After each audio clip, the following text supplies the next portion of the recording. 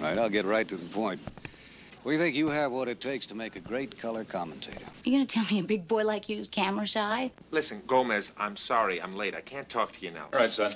Let's go. If I don't get some answers and get them fast, somebody's going through that wall.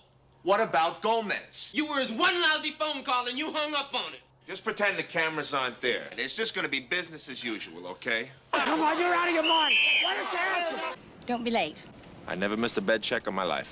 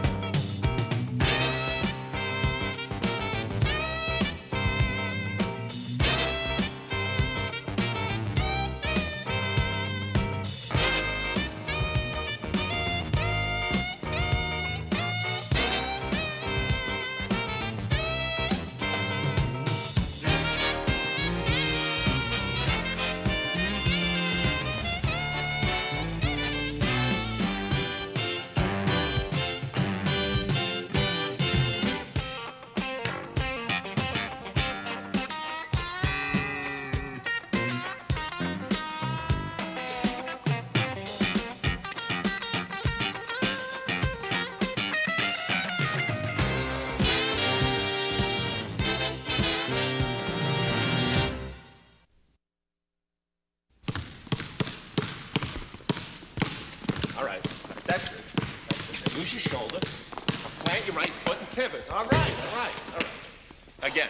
Again, man? How many times are we gonna do this? Stop. Don't worry about it. This week I'm running a special on dribbling. Yeah, well, I can dribble, man. I just got my own style. Thorpe, right now you can't even dribble down your chin. Come on, let's go. Take it up. Side to side. Go back inside. Inside. That's it. All right. Man, get your hands Not straight off. back. Side to side. Come on. Use it. Come on. Hi. Can I see you a moment? What about? I'm not going to have a conversation across a basketball court.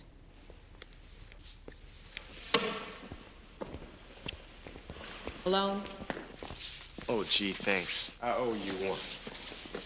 What's he thanking me for? He thinks I've been working him too hard. Well, I see we're making some progress. For the first time in 6 months, Morris Thorpe is right about something. I thought you and I had an agreement that basketball practice would be held to a minimum during midterms. Yeah, but he's been having trouble dribbling to his left. He needs to practice. If that's all the trouble Morris Thorpe is going to have in life, we'll all be lucky. But right now, he's having problems making a 7th grade reading level. He's failing geometry, and he doesn't know a preposition from a proposition. I think that's a little more important than his having trouble going to his left. You know your problem? You know a lot about education, almost nothing about life.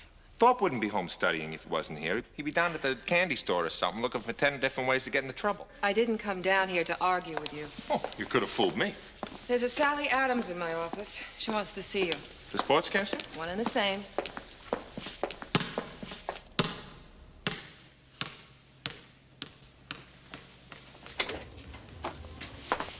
Sally Adams, Ken Reeves. He's all yours. How do you do? Hello? I don't know if you remember, but we met once when you were with Chicago. I was doing halftime interviews. Who could forget? I was supposed to stand by in case Tiny Archibald couldn't make the interview. Right, you do remember. It was the closest I ever came to being on television without a basketball in my hands. Would you believe better late than never? You've got to be kidding. No, that's why I'm here. We're doing a show on former athletes, or what are they doing now, sort of thing, and I'd like to do a segment on you. Why me? I never made All-Pro. I ran into Artis Gilmore in a plane. I mentioned the show to him, and he told me about you. Good old artist. Sybil already has clearance from the school board to bring the cameras onto the school so I can get some footage on you. A day in the life of sort of thing, at practice, in the locker room, on the sidelines during the game. What's Artis up to? He's got a contract to do some commercials for an electric basketball game, and he said something about a movie. Anyway, I want to do an on-camera interview with you and the players, your co-workers, your friends, and the only one left to say yes is you. Pass. Why not? I don't like fish bowls. I never did. You're gonna tell me a big boy like you's camera shy? The network was going to make a contribution to the school. New game uniforms for my team? Sure.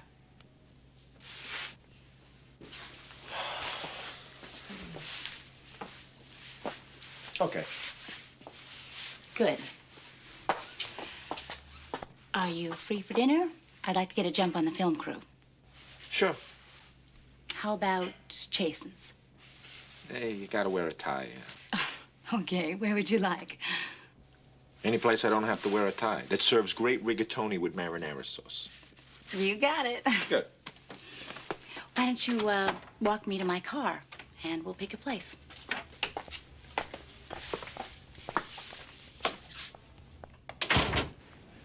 Yeah, 8 o'clock will be fine. Give me a chance to go home and shower. Shall I pick you up? No, I'll meet you there. It'll make it easier for both of us. There's my car.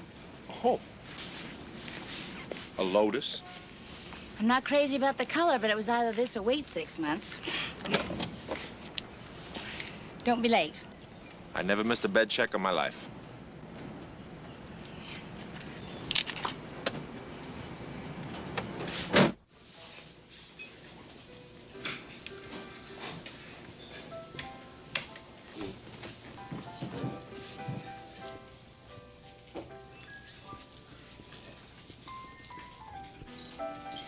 Then you turn pro? Now in 16th in the draft. I was in the starting lineup for about 10 years. Had a couple of pretty good seasons, then the knee went. So what made you decide to coach basketball at a ghetto school? I was out of a job, and they offered me one. Come on. Well, it's really as simple as that. It was a job and a basketball job. There wasn't anything better. I don't believe that. I'll bet you had a lot of offers. Actually, I didn't. Well, didn't you consider something else? Like what? Selling real estate or insurance? Opening supermarkets? That's not for me. What is for you? I'm happy coaching. Funny, you don't look it. I'll take care of it. No, you won't. I'm going to put that on my expense account. All business, huh? No, not all the time. Good, then I'm picking up the check. Do you know how expensive it is in here? So what? I can afford it. Oh, sure. $253 a week. How do you know how much I make? Well, I'm not sure. Perhaps it was on one of those fact sheets the researchers put together. You call that research? I call that prying. I'm sorry. I didn't know it would upset you. I certainly didn't mean to... I'm not upset. And I'll take care of the check. Okay.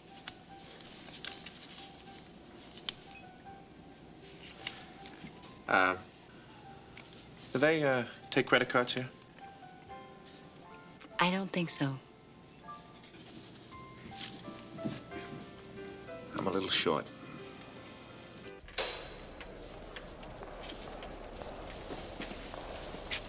Okay, Maury and camera 1 will take the sidelines. We got camera 2 up in the bleachers covering the court and camera 3 in the locker room. Oh, good. You got all the coverage you need? Oh, yeah. Good. Oh, be sure and get me some good footage on Ken Reeves. Okay, we'll do. I'll be up in the bleachers with his sister and brother-in-law. See what I can dig up. See you later. Bye. I know there's going to be a lot of hoopla out there, so don't let it affect your game. Just pretend the cameras aren't there. That goes for you, too, Jackson. Especially you.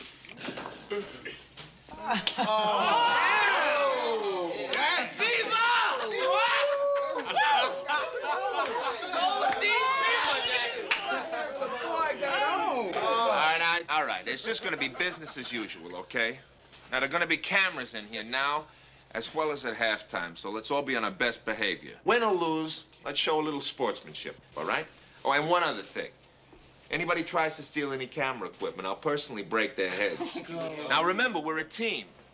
Off the court as well as on it, so let's behave like a team. Goldstein, you...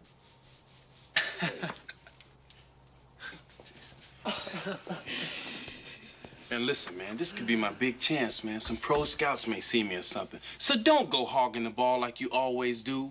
Me? Hogging the ball? What are you talking about, man? I ain't the one hogging the ball. You the one that's always hogging the ball. What are you talking about, man? What you talking about? Hey. Oh! I can't believe that, man. The grass is greener, it's just a misdemeanor. A temporary layoff, you know you got to pay off. Carver, fight, fight, fight.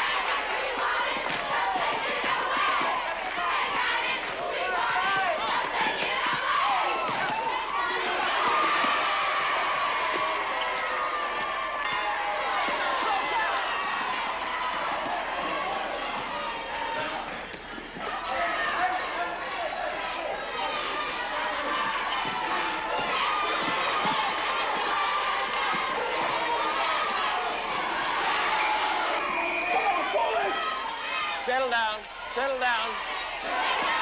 Stay on your man here.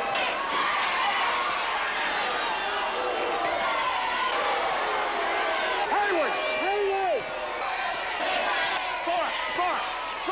Score! They're in a zone. It's a 3-2 zone. Spread out.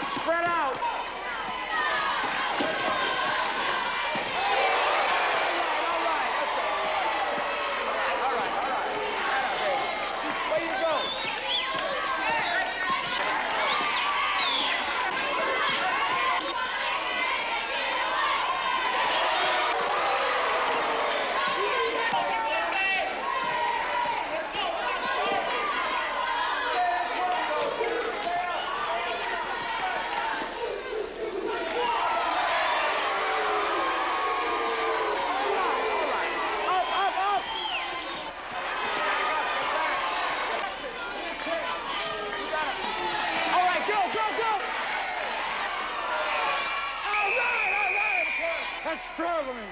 Wait a minute. What the hell kind of call is that? You can't make that call. You're out of position.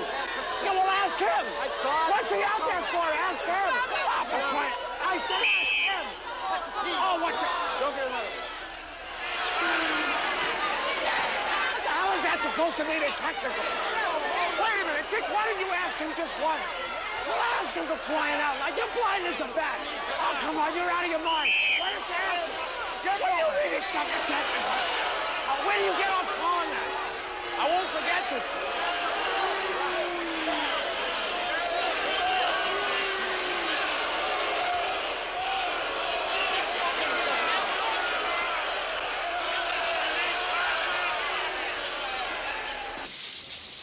Hey, you guys, what do you think made the coach blow up like that? I don't know, maybe ask Sally Adams for a little one-on-one after the game and fouled out. Yeah? You think he's trying to make it with us? Well, what do you think? The coach doesn't dabble around a little bit every now and then? Not with no Sally Adams, you don't. What makes you so sure? You serious, man? That kid's a high roller. Be hanging out with people like Joe Namath, and I think I saw a picture in the paper with some sorry Hollywood producer. Yeah. The guy who made Return of the Slime. Yeah, that's the cat, man. She always got a picture with some celebrity or something, you know, like if she can't play on the first string, she don't play. Yeah, well, I bet you the coach could score points with her. Whoa. No way. No way, huh? How much money you got? What, on me right now? Maybe we should take a pool. Hey, man, I'll take a piece of that. All right. You know, I think the woman got designs on our coach. I seen the look in her eye. A look I am more than familiar with, having been there many times myself. Yeah, come to think of it, I remember the way that orangutan was looking at you the last time we went to the zoo. An orangutan? Who you calling an orangutan? You calling Gloria Simpson an orangutan, man? No, I'm sorry. She's not an orangutan. She's more like a baby gorilla. Hey, look, what are you talking about, Thorpe? I ain't seen you out with the centerfold of the month lately, you know. That's because I am the centerfold of the month. So funny. Hey, man, I'm just trying to picture the coach doing his thing. Hey, I bet he don't even take off his basketball shoes. You know, he be in there. Just warm up shoes. Yeah, and then when he's through, I bet he says, okay, 20 laps and hit the shot.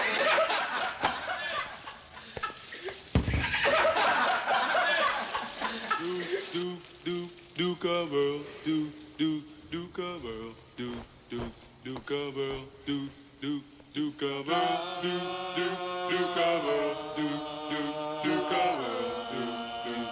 cover, do cover. As I walk through this world, nothing can stop the do cover. And you are my girl, and no one can hurt you. Oh no. Come back, little Sally. Come on, baby, come back.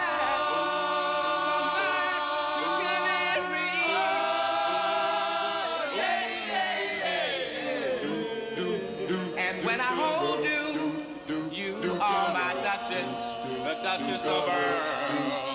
And we walk through my dukedom and the paradise we will share. Oh, little Sally, please, please, give up your name and back. Can you read?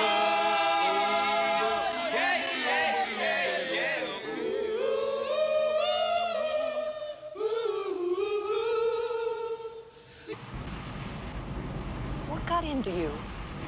I've never seen you lose your temper like that before. I just blew up, that's all. With good reason. It was a lousy call. Anybody could see that. Cost us the game. Look, I know you. Something's bothering you. Of course something's bothering me. I just got thrown out of a lousy high school basketball game in front of the whole student body, the faculty, and 3 cameras that recorded it in living color. That's it? This Sally Adams, I don't know. You like her? Yeah, I like her. She's beautiful, she's ambitious, successful, got a glamorous job. And makes 10 times more money than you do.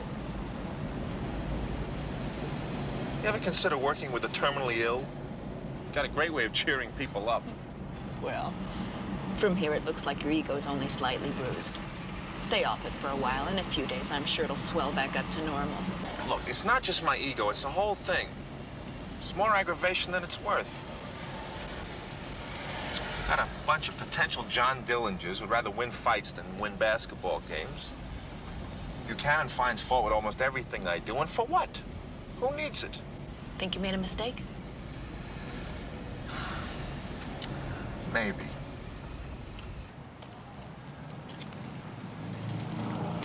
Hey, Thought, what you thinking about?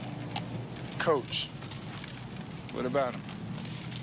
I don't know what to think about him. I mean, one day he's a pain, and the next day he's a saint. You know, I don't know.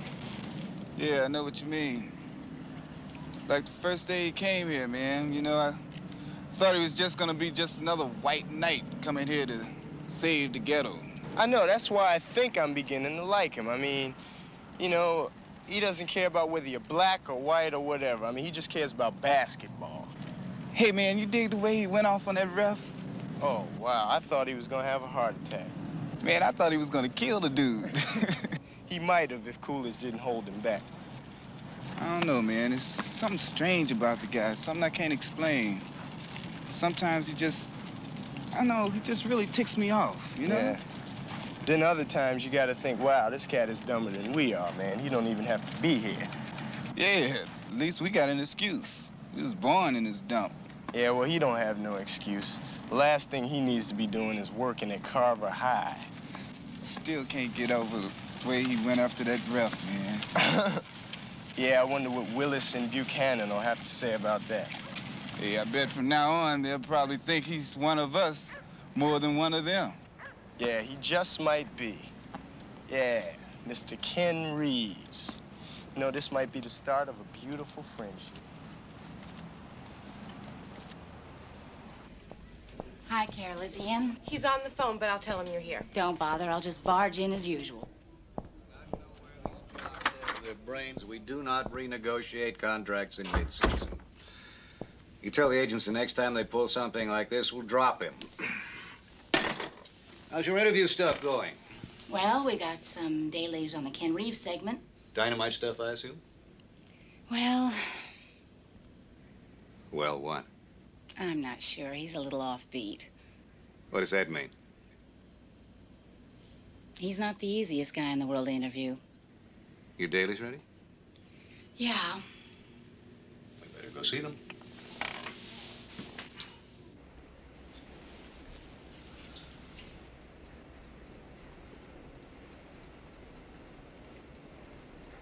Who are these guys supposed to be? The Dirty Dozen of high school basketball? There's some interview stuff coming up. Just some pieces. We haven't put it together yet.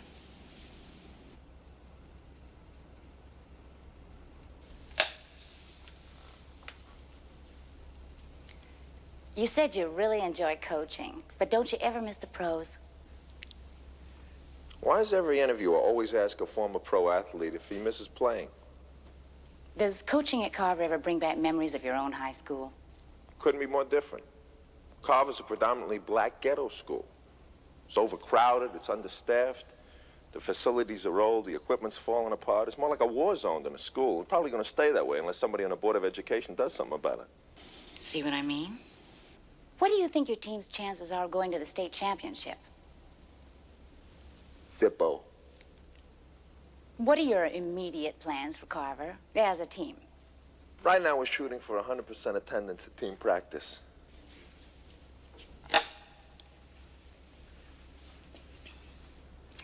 I was wondering, if it ever bothers you that some of your former teammates, as well as other pro athletes, have gone on to careers that are more glamorous, more rewarding, at least financially, than the path you've chosen. No, it doesn't bother me.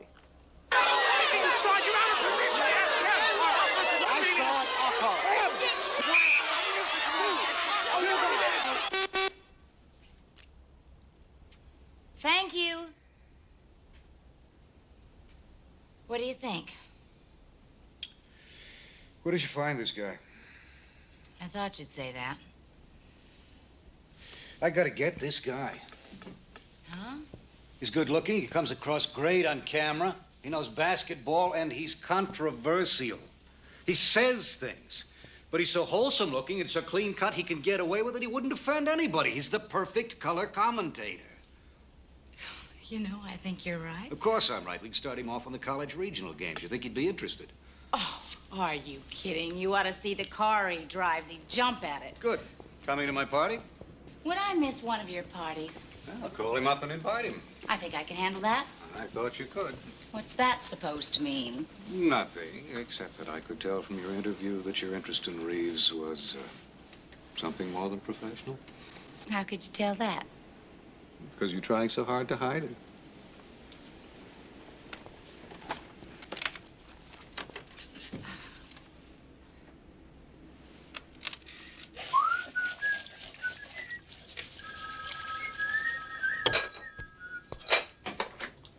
Hello. Hi. Hi, where are you? At work? We're going over some of last night's footage. That was some show you put on. Well, I don't think it's going to win me any awards. Oh, I don't know. Listen, the reason I was calling is that if you're not doing anything tomorrow, Mel Simmons is having a brunch. I thought maybe you'd like to go. Who's Mel Simmons? My boss. Business or pleasure? Both. Pick me up at noon? You got a deal. Bye.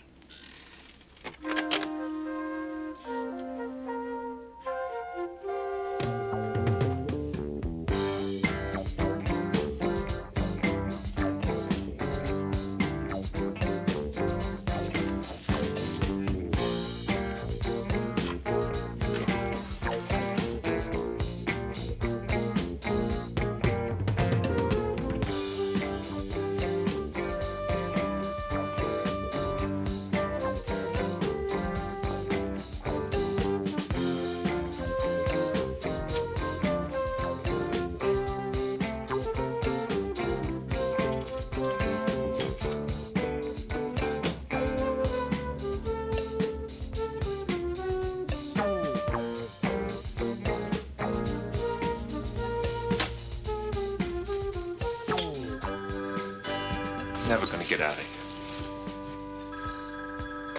Yeah. Hello, Coach. It's me, Gomez. Listen, Gomez, I'm sorry I'm late. I can't talk to you now. I'll see you Monday at practice, okay? Coach.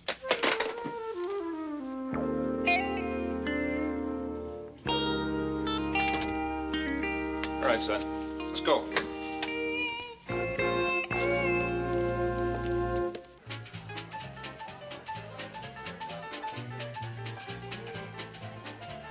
Sally tell you anything about why we wanted to see you?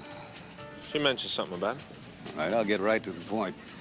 We think you have what it takes to make a great color commentator. I mean, you have camera presence, you know how to handle yourself, you know basketball, and if you don't mind my saying so, you're a character. See, I think you could be another Don Meredith.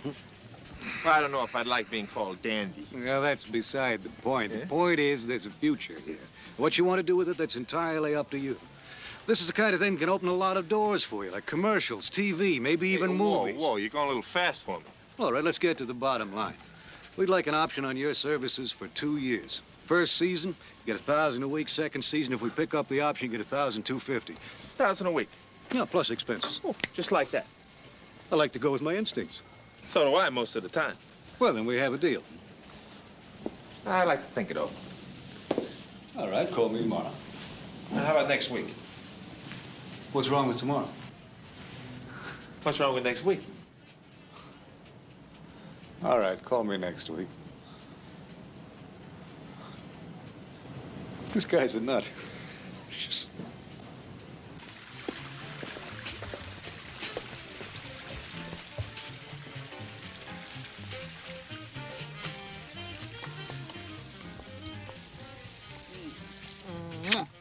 What was that for?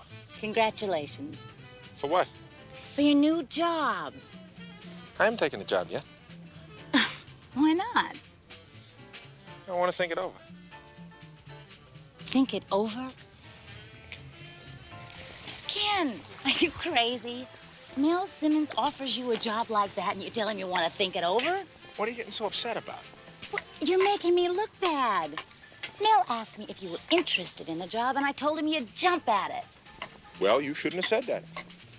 I thought you would. I mean, most people would. Anybody would. Anybody in his right mind, that is. What is there to think over? What I want to do with my life. Nate Archibald feeling the pressure. This'll tie it up. New York, timeout. 56 seconds left. It'll be interesting now to see how Boston defends the inbound pass in this tie game. Well, Chick, I know it doesn't sound like much, but 56 seconds is a lot of time.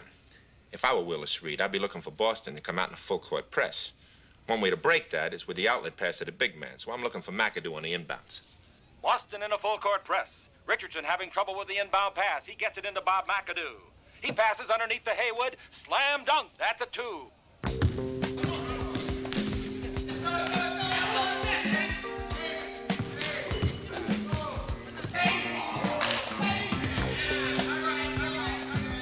Man, those are great. Where'd you get them? Got them at the pro shop. Same one Muhammad Ali's got. Can I try them on? Get out of here. Why not? Cuz I ain't gonna lace them. Besides, they wouldn't look good on you. Why? Cuz you're white. Take my hat off for me. Wait. Again?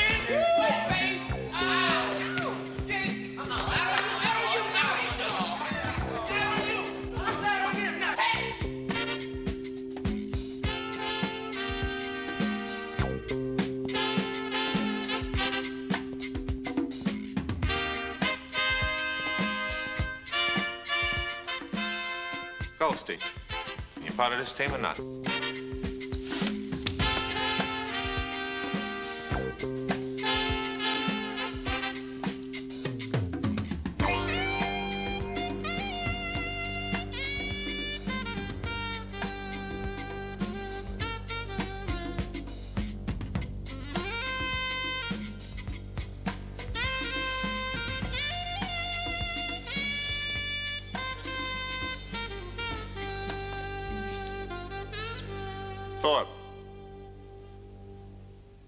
Thorpe, I'm talking to you.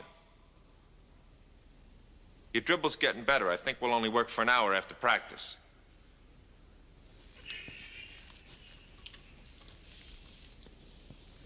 sorry, Coach. I can't make it this afternoon. Hey, wait a minute. Salami. What's the matter with Thorpe?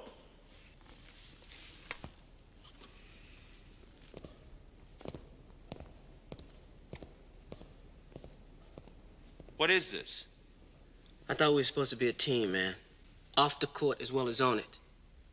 If I remember correctly. Okay, everybody in the locker room, now.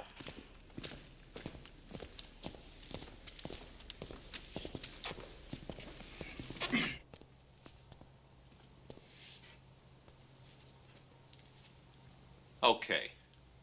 Team meeting's now in session. What's all this about? What are you, a bunch of babies? You guys got a problem? Let's get it out in the open. Salami? Hayward?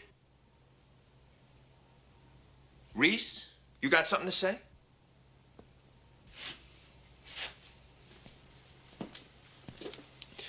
Why don't you ask Gomez? Yeah, what about Gomez? Where is he? Seems to me it's a little late to be asking about Gomez now, don't you think? If I don't get some answers and get them fast, somebody's going through that wall. What about Gomez? Did Gomez give you a call Sunday? Yeah, so? So Gomez was in jail, man. He was in jail and he needed you. You were his one lousy phone call and you hung up on it. Gomez was in jail?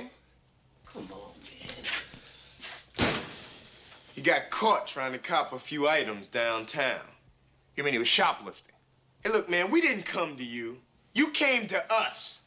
We didn't ask you to get involved with our problems, man. You did that all by yourself. That's right, man. We didn't want your help. And we didn't ask for it. That was your game. And the one time that one of us comes to you asking for help, there wasn't nobody home. As usual. So why don't you do us a favor, man? No more of your high and mighty speeches, all right? And maybe you just ought to go on back to where you came from. Are you finished?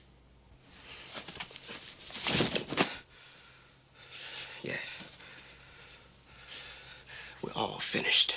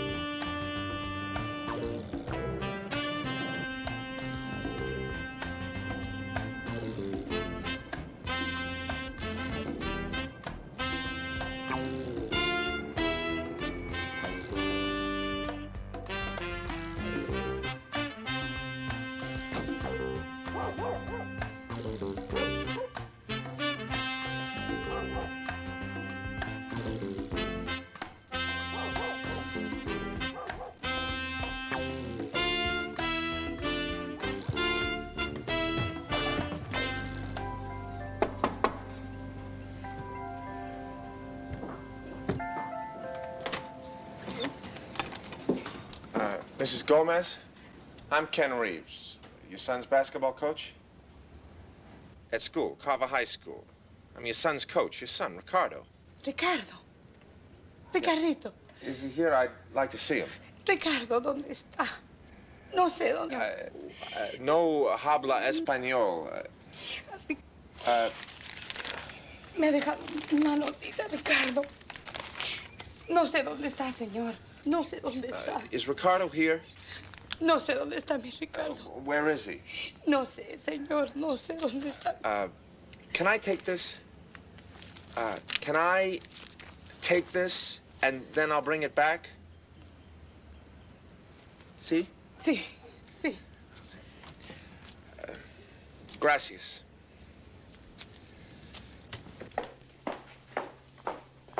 Miss Haber? I'm Ken Reeves, basketball coach. What can I do for you? Could you translate this for me? Oh, sure. Oh. I'm the Spanish teacher, not the Greek teacher. I can't make heads or tails out of this. It's from Gomez to his mother. Oh, well, that explains the bad handwriting. Maybe you can explain why he's the only Mexican in school that's failing Spanish. Well, it's not your fault. Last I heard, he's failing everything. Well, let's see. It says, "Dear Mother, I not go to young house of detention." He means juvenile detention home. "I'm sorry to hurt you, but I must go where they will not find me." Absolutely no grasp of idiomatic Spanish. That's it? With love, Ricardo. If Ricardo has a mother, why are they going to put him in a juvenile detention home? That's what I'm going to find out. James, you're not doing Ricky or yourself, or anybody for that matter, any favors by keeping silent.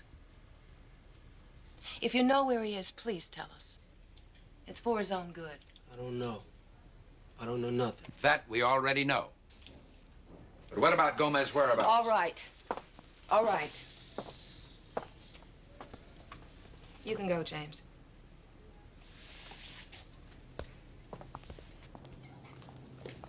Ken!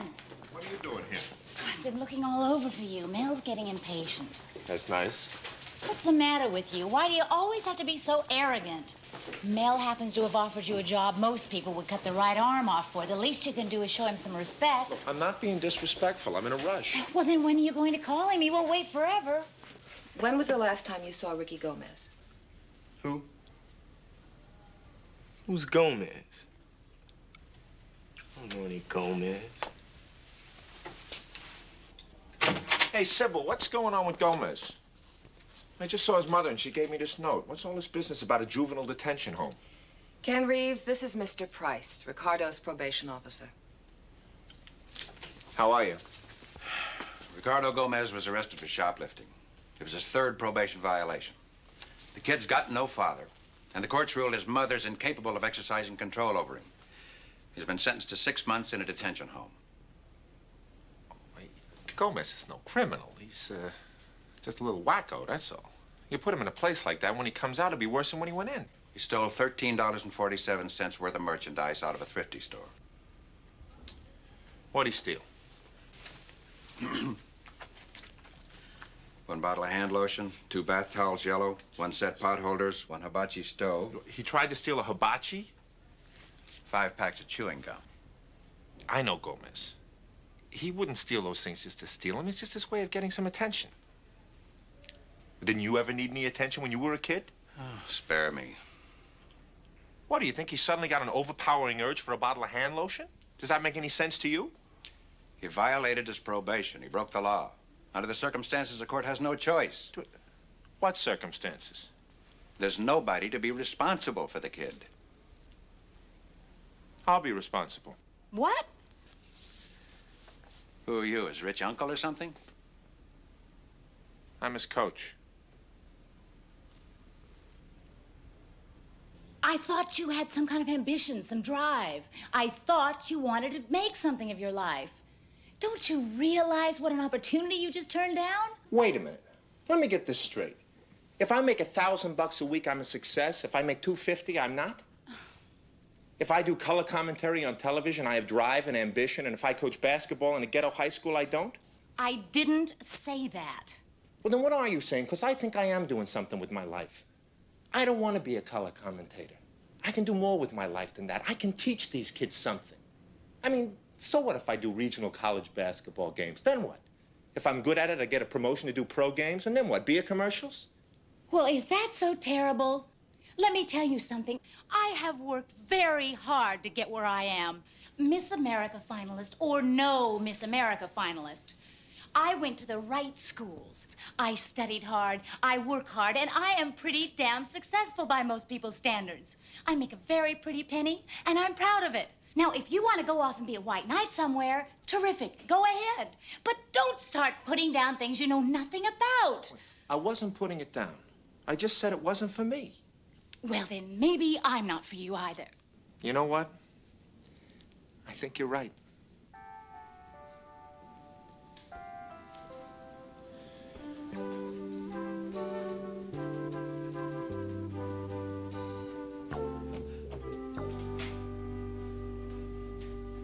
All right, we got 28 seconds left. We're down by 1. This is our last timeout. Salami, you tired? Go in for Salami. I want to go to the double screen to Coolidge. That means you're on the low, weak side post. All right. Goldstein and Haywood, you got to set the pick. Right. You must wait for 12 seconds on the clock, Haywood, before you start the play. 12 seconds, no sooner, no later. Go, you get the ball. Control it and get it to Coolidge any way you can. If you can't get it to Coolidge, you take your best move, you take your best shot, and everybody crash the boards. You got it? All right, stay under control out there. We've worked on this all week. We can do it. Let's go, you guys. Go! 12 seconds.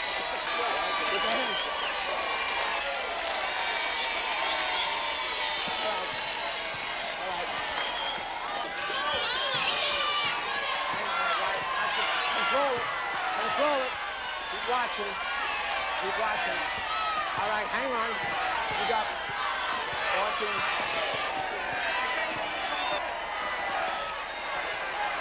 No, Haywood. Start it now.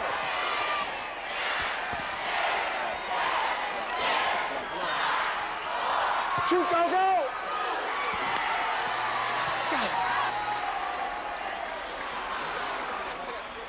Nice going, Gomez. Yeah, Gomez. Don't know what we would have done without you. Hey, Gomez. Exactly what kind of shot was that, brother? Shot. You call that a shot, man? It looked more like a seal playing with a beach ball. Hey, Gomez.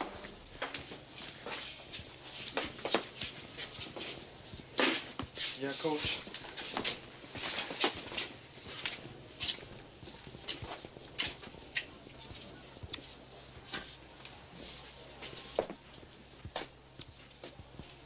You better keep your nose clean, Gomez. After the way you played tonight, you get thrown in the can again, I'll leave you there.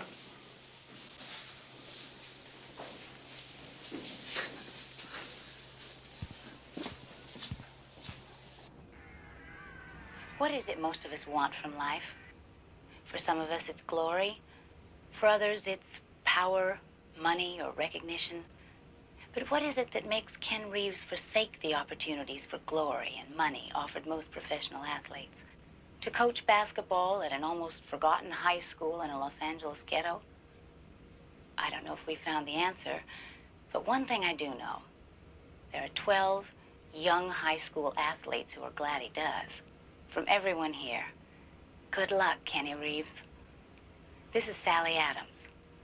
Good night.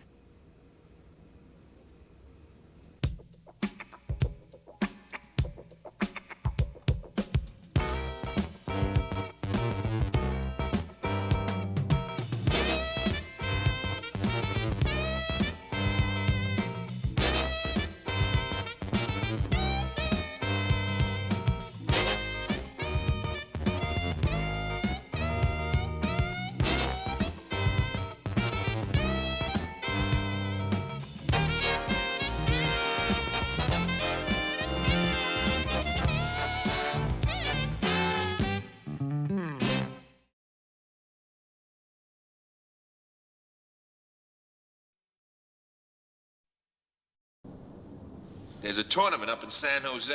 Our plane's supposed to take off in 10 minutes. I can't find my players. Could you page them for me? Stupid old man, you watch where you going. Never mind.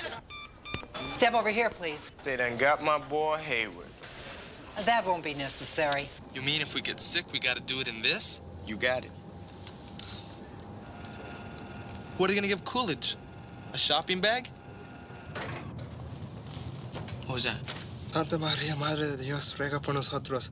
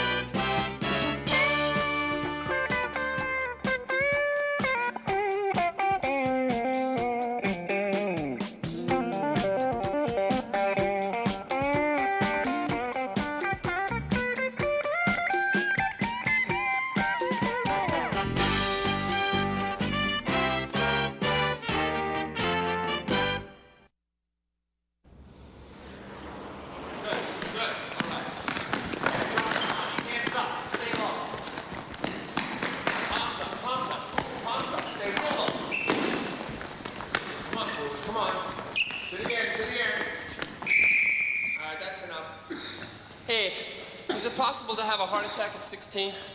I ain't never heard of it, man. Why? I think I'm about to make medical history. Okay, you guys, take a breather. I'm trying. I know you guys are tired, but you'll have a lot of chance to rest on the plane. On the what? On the plane. You guys don't think I'd be working you harder than usual for nothing, do you? Hey, where we going, Coach? There's a tournament up in San Jose. Tournament director called me, told me that one of the teams had to drop out at the last minute, and could we fill in? We'll fill it up, Oh, yes, well, I said yes. Now, this is a tough tournament. But it'll be good experience for you, on top of which they're going to pay for the tickets. Well, what about school? You're getting a day off. Jackson. Jackson. Me? Start handing these out, will you? What are those, Coach? Permission slips. Take them home, have your mother sign them, bring them back to me tomorrow. Hey, man, I don't need nobody's permission to do nothing. Anybody shows up without a signed permission slip, stays.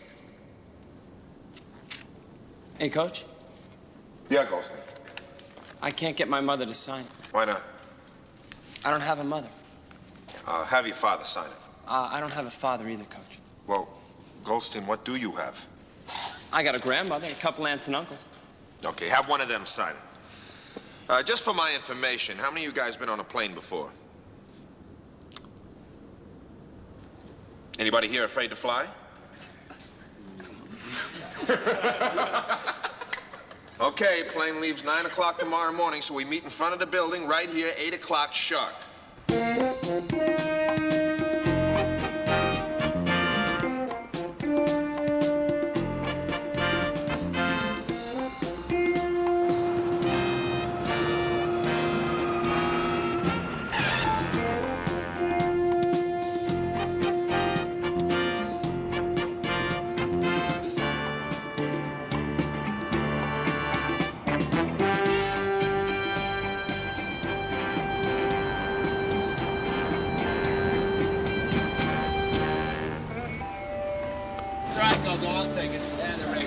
All right, you guys, wait here while I find a place to park this thing. And try not to get in any trouble, all right?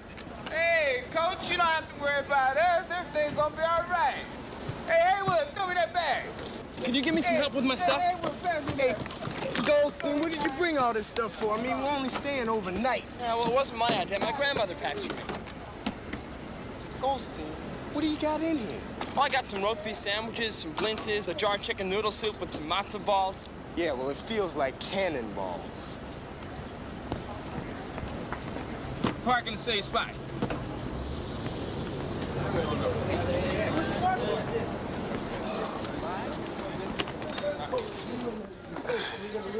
Hey, Goldstein, man, why didn't you leave this stuff home, man? So what? It's only gonna be there overnight. All right. Well, all you guys wait here while I go check in. Hey, Goldstein, bring your luggage.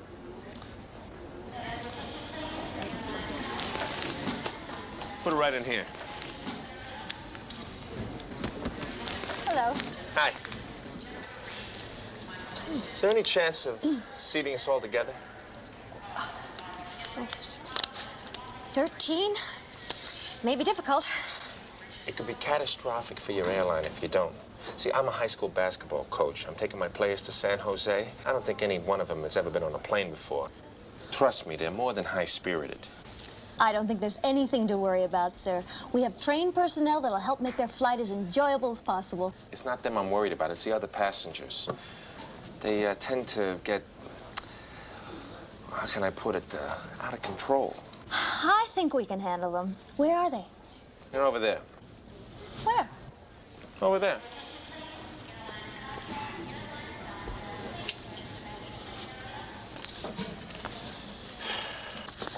Okay, 13. That's flight 165 departing at 9:12 from gate 6. Have a nice flight. Thank you. This is some place, huh? Yeah, but you think the coach is gonna be mad that we took off? Oh, what for? Just doing a little sightseeing. Yes, yes, and ain't there some sights to see? Ain't that right, Coolidge? Yeah. What's the matter with you, man? Nothing. I just ain't never flown on no plane before. Hey, my man, cool. Don't worry about a thing. Ain't nothing to it. You ever flown on a plane before? Not exactly, but I have done some flying in my time, if you get my drift.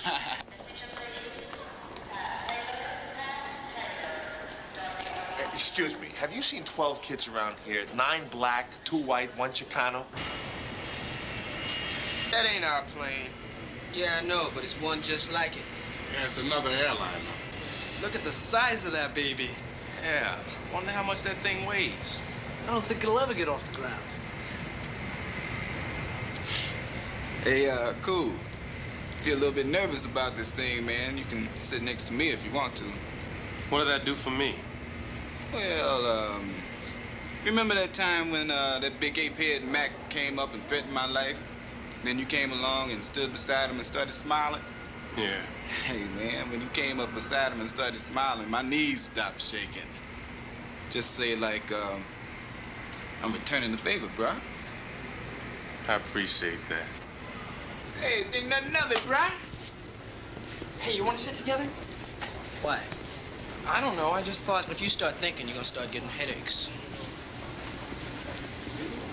Hey, Salami, you want to sit together? I'm sitting with Reese. Go-Go, you want to sit together? No way. What is this, a conspiracy? That was a close one. Listen, we'll sit together, okay? Yeah. Hey, we live in a democracy. That's why we're going to choose straws to see who sits together and who gets stuck with the coach. These planes, they are so big, they got what you call, what is that? Yeah, promenade, man. That means you can walk around, stroll around, stretch your legs as long as you want to, man. You know, that's good, because if there's one thing I can't stand, it's to be packed in something like a sardine. But then, my man, you can put your mind at rest. Man, we better be getting back, man. Reeves be having a heart attack by now. What's that?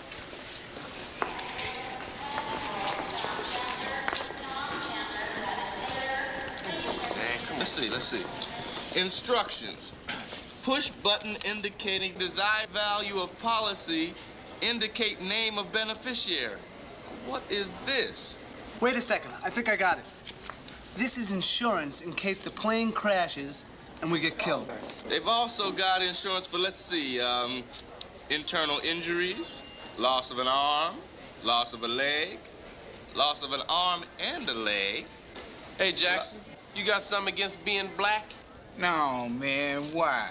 Because you turning white. All right, listen, how much is it, man? $1. $1? Well, how can we beat that? Well, look, you think we ought to chip in and get some? At these prices? Really? Here you go. What should we get? Here they got 25. I think we ought to get right here. Well, hold on. Let's do this thing logically. Now, what is the most that we can collect? $30,000. Well, let's take that. Okay. What's this here, man? Wait a minute. Here it is. This is it. Yeah, but whose name do we put on it? What about the coach? Yeah, put Reeves on that bad boy. Yeah. And who shall we put as the beneficiary? Hey, well, how about us? AC Airline Flight 165, now boarding at Gate 6. Hey, that must be our flight.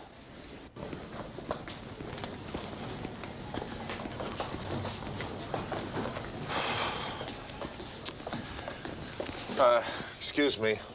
Oh, Mr. Reeves, any problems? Well, sort of. Our plane's supposed to take off in 10 minutes. I can't find my players. Could you page them for me? Well, certainly. What are their names? Look, maybe you should just page the Carver High School basketball team. Right.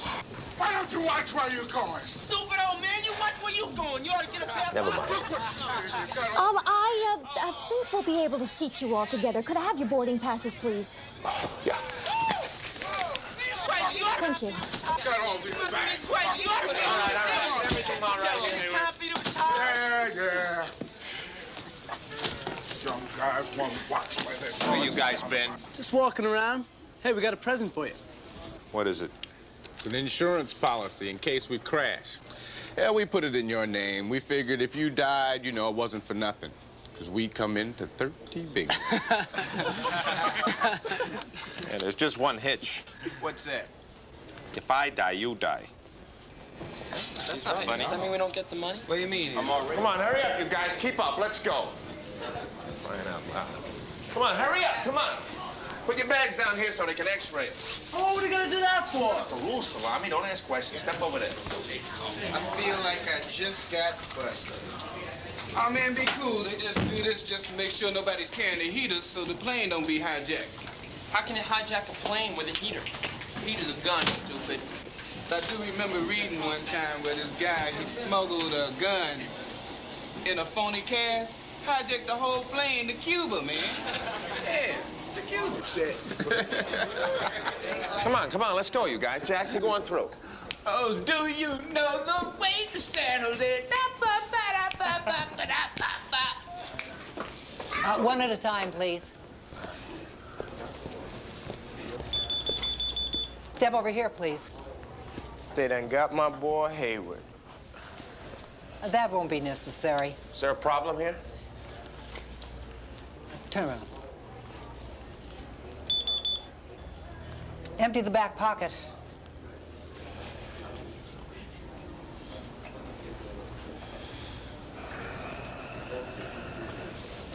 Put them over here, please. All right, go on through. I can walk, man.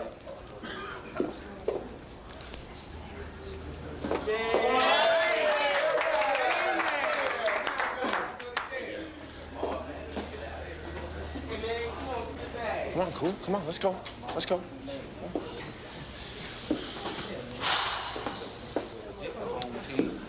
All right, let's take a head count. Everybody here? Yeah, man. All right, let's go. Give me my bag, Coolidge. Boarding pass. Oh, right, thanks. Look, can we still make the plane? Oh, I hope so. Come on. All right, come on, you guys. Let's go. Hurry up, come on. Let's move it.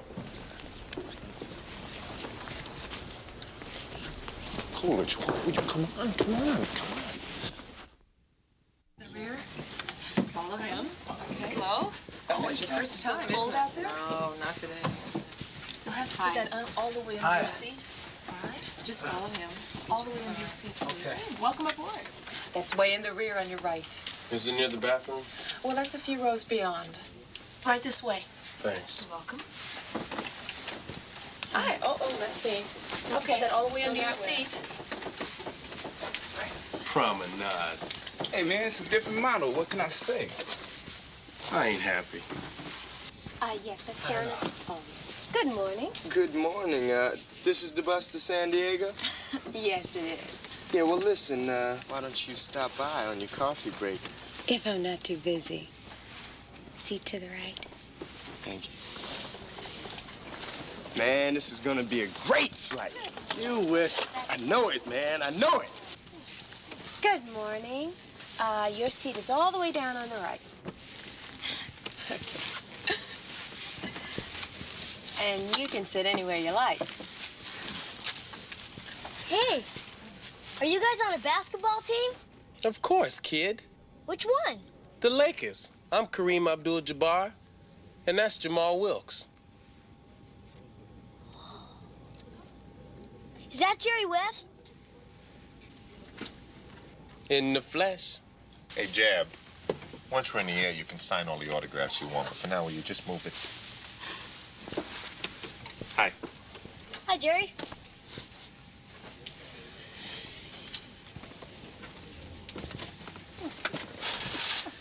What's this for? Read what's on the bottom of the bag.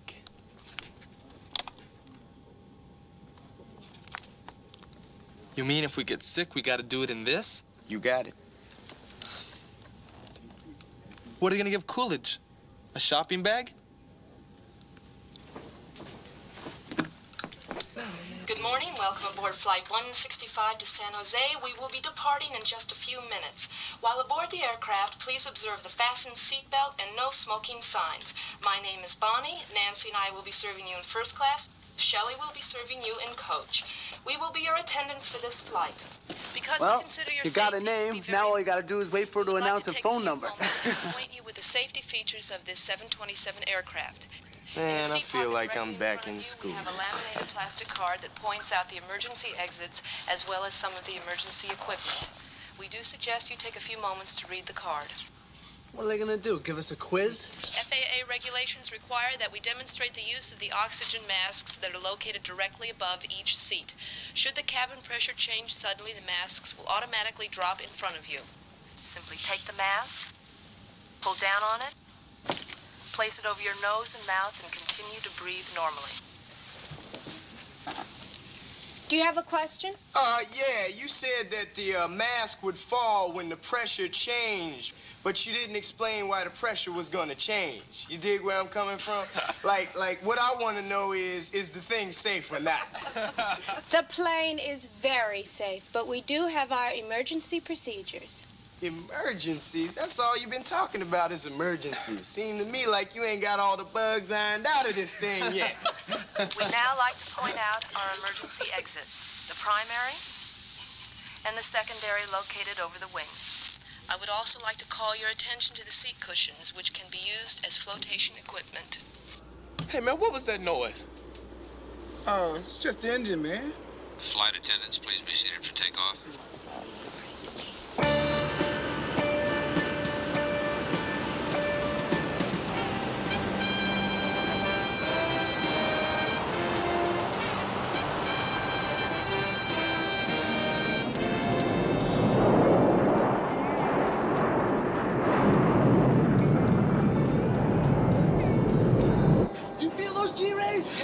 Man, it feels like we're going to the moon. Hey, Coach! Me and Reese wanted to be the first to know. We're gonna be astronauts. So if you don't stop screaming, I'm gonna send you to the moon myself.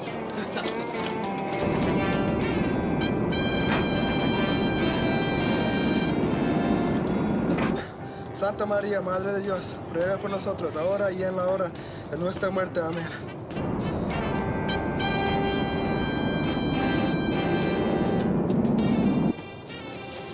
Hey, cool. Hey, dig it, man. Clouds. At least if I die, I ain't got far to go to get to heaven. You in heaven? Fat chance.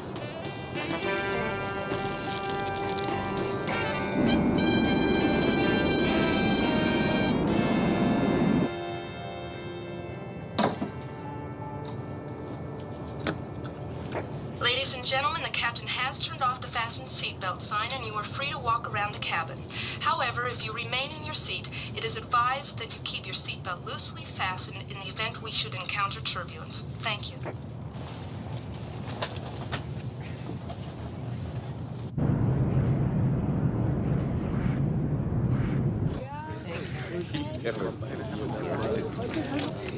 Would you like a drink? Oh, yeah. Let me have a double martini. And I'll have a double scotch with a side order of ginger ale. Sorry, boys, no minors. There's no drinking age in international territory. We are in the United States, California to be exact. I beg to differ. There's a 2-mile limit, and once you pass that distance, you are in international water. We are not on the sea, we're in the air. 20,000 feet to be exact, and that's more than 2 miles. Go a little easy on the vermouth, will you? I am sorry, but the airspace over the U.S. is governed by U.S. federal law.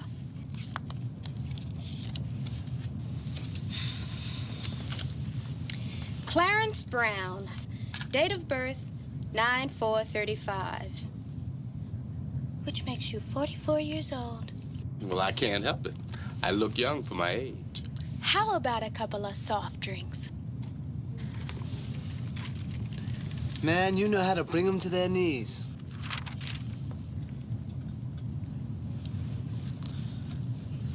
I drew the short match. Well, some days nothing goes right.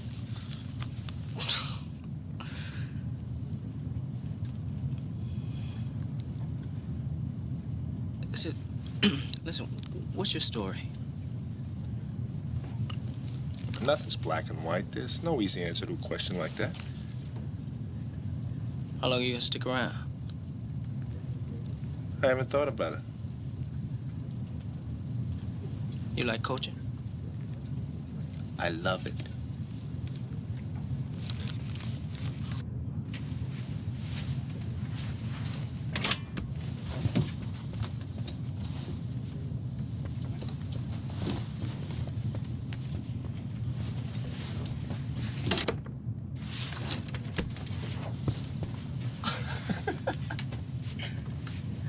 You, my man, is never gonna make it. What are you talking about?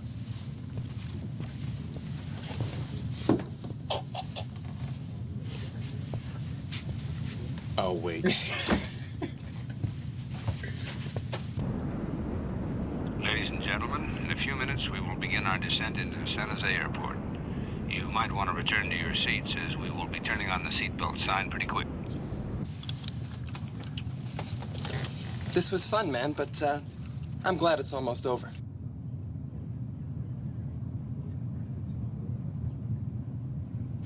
You ever been to San Jose Airport? Once. What for? We were coming in to play Golden State, and this was the only airport wasn't fogged in. What was that?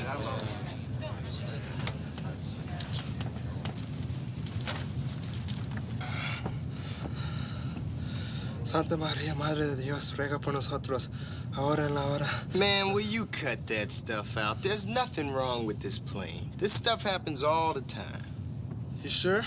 Yes, I'm sure.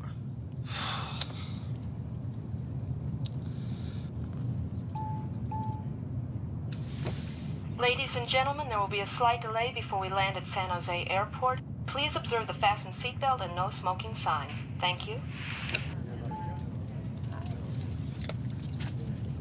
I wonder what the trouble is.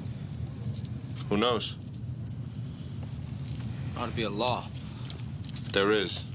It's called Murphy's Law. What's that? Anything that can go wrong will go wrong. Man,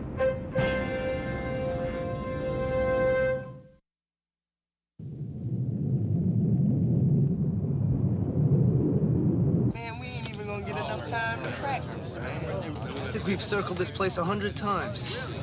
Now, I know that's a lie. Why? Because you can't count that high. Say, how you doing in school? I'm doing all right. Look, this is none of my business, but I'm curious. Miss Buchanan says you've got one of the highest IQs in the school. So how come you're not doing better? You're right.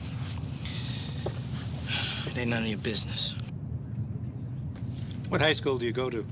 Carver. We're coming up here for a basketball tournament. You still don't trust me, do you? I still don't even know what you're doing here. You can do better than this, I know. What makes you think this is so bad? Don't nobody want to be a Carver. What about Willis and Buchanan? Nobody's forcing them to stay at Carver. It's their job. So this is mine. Maybe so, but you used to be in the big money. You was a high roller, man. You don't need this job. Look, I did all right for a while, but nothing lasts forever. Besides, it's all in the past now. Anyway, I like coaching.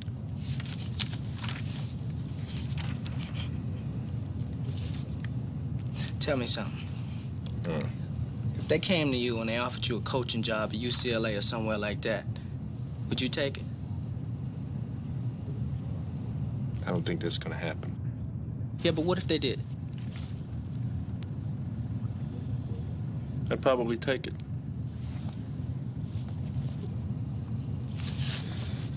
Why'd you ask? I just want to see what you say. I figured if you said you stay at Carver, then you'd either be crazy or lying.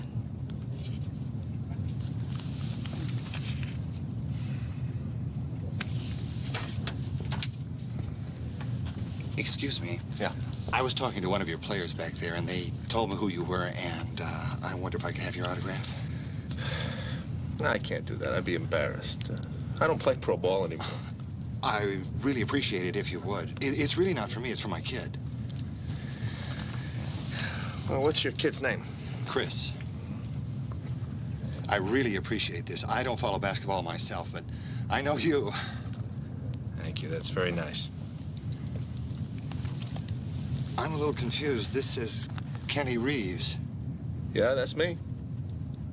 He told me you were Bob Cousy.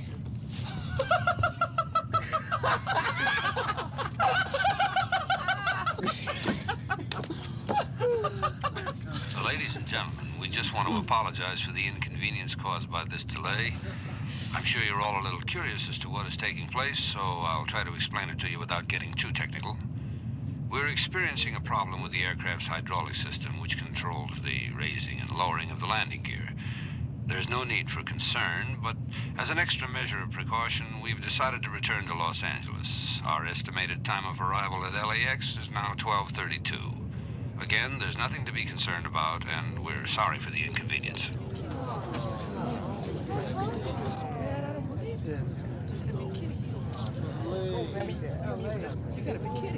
The captain has turned off the fasten seatbelt signs again, so anyone who has to use the lavatories may do so at this time.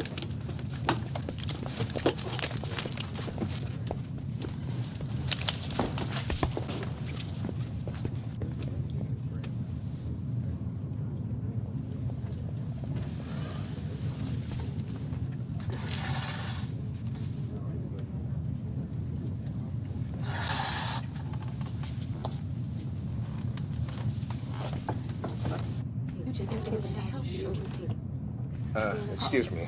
Oh, may I help you, sir? Yeah, you seem a little jumpy. Oh, well, you took me by surprise. I'm sorry. I just wanted to find out exactly what's going on. You know everything that we know. Now, would you please No, take what your I seat? know is you're 2 minutes out of San Jose Airport. You're turning around going back to L.A. Now, if there's any danger here, I'd like to know about it. I'm responsible for 12 kids who've never been on a plane before. The captain will make an announcement in just a few minutes. Now, if you please just Ladies take and your gentlemen, seat. may I have your attention, please? We're still experiencing a malfunction in our hydraulic system.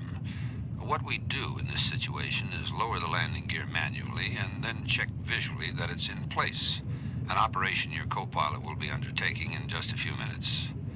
For your safety, I've asked our flight attendants to instruct you in emergency landing procedures. I'd like to emphasize that this is purely precautionary and in accordance with FAA regulations. There is no danger and no need to worry. Thank you for your cooperation. Now, would you please take your seat?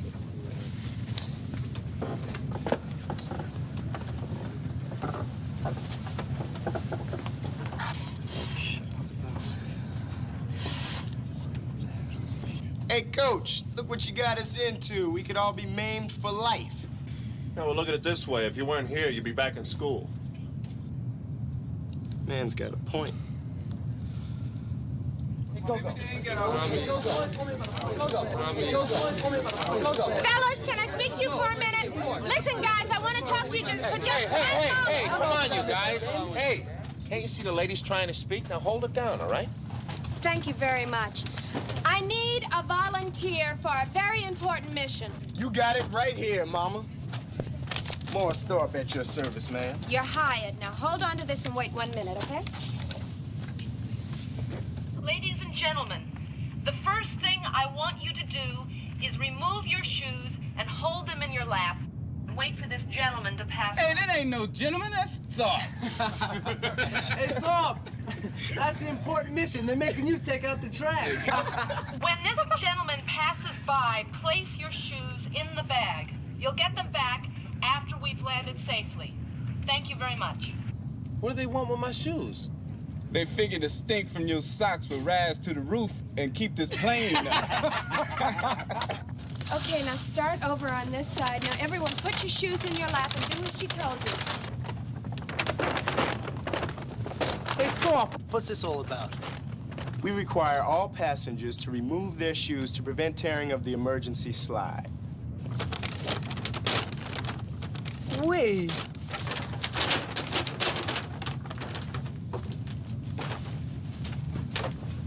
Oh, it scares me to death. I don't think we should. Shelley? Can I help you? Yeah. I was just wondering, do you need any more volunteers?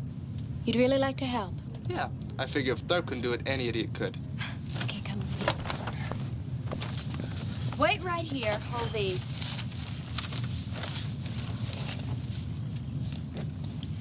Ladies and gentlemen, thank you for your cooperation with your shoes.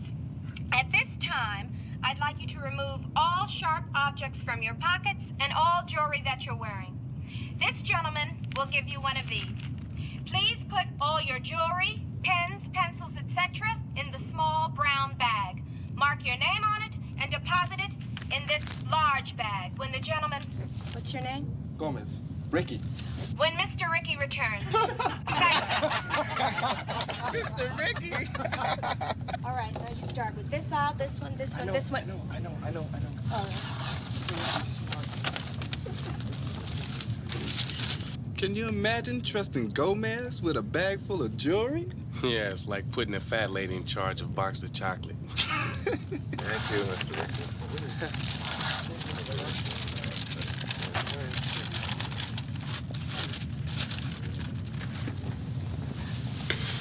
How about donating your services? Let's go.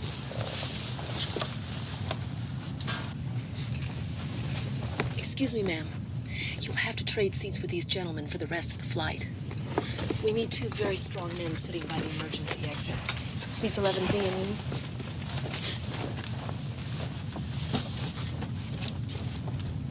See you, Kareem.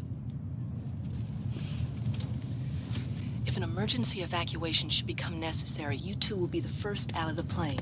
Now, what we want you to do is stay on the wing and assist the people as they come out the exit. You got it?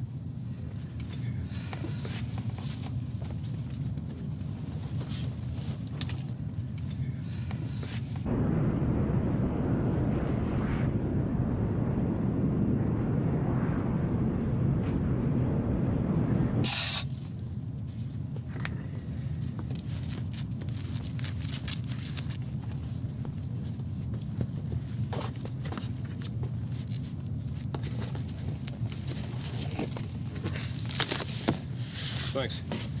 Sure.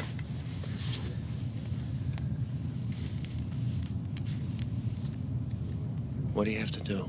Well, I'm gonna look down this hatch and hope I find 2 green flags lined up perfectly. If they're not lined up perfectly or there's a red flag. I got you.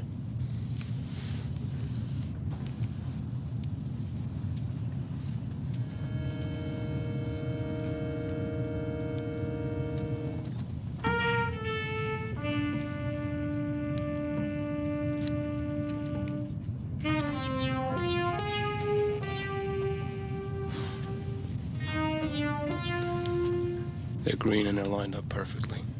That's good. That's good if the gear doesn't collapse. Would you mind telling me something? What is it? I know about the problem with the landing gear, but there's just one thing I don't understand. Why didn't we try and land at San Jose? They don't have enough hospital space.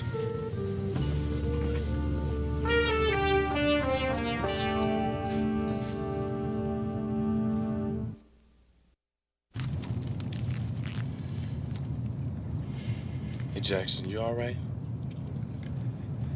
Look, I wish you quit asking me if I'm all right.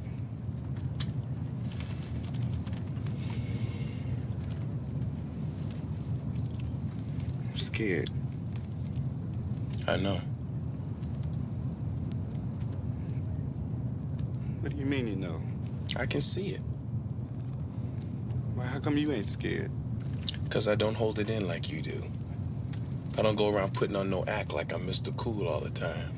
You're always walking around like you some bad dude instead of just being yourself.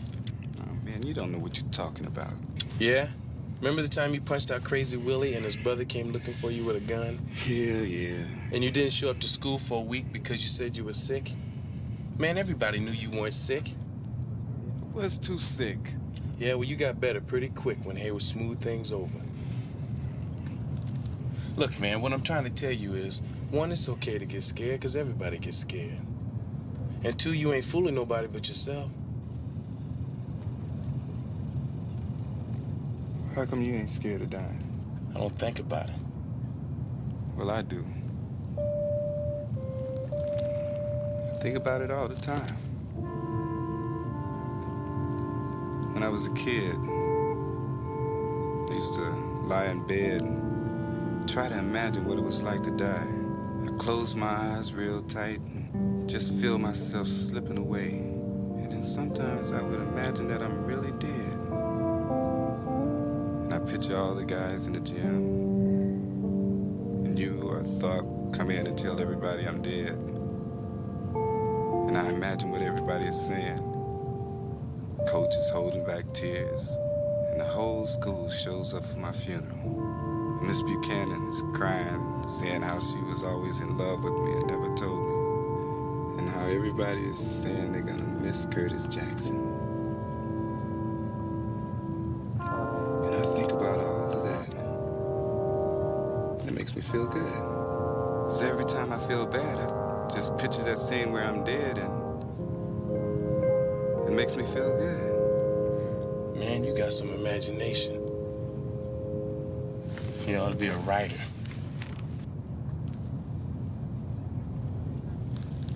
Yeah. Hey, Reese. What?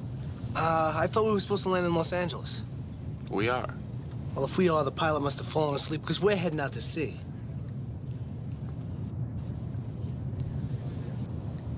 Salami, you're right for a change. I wonder what gives.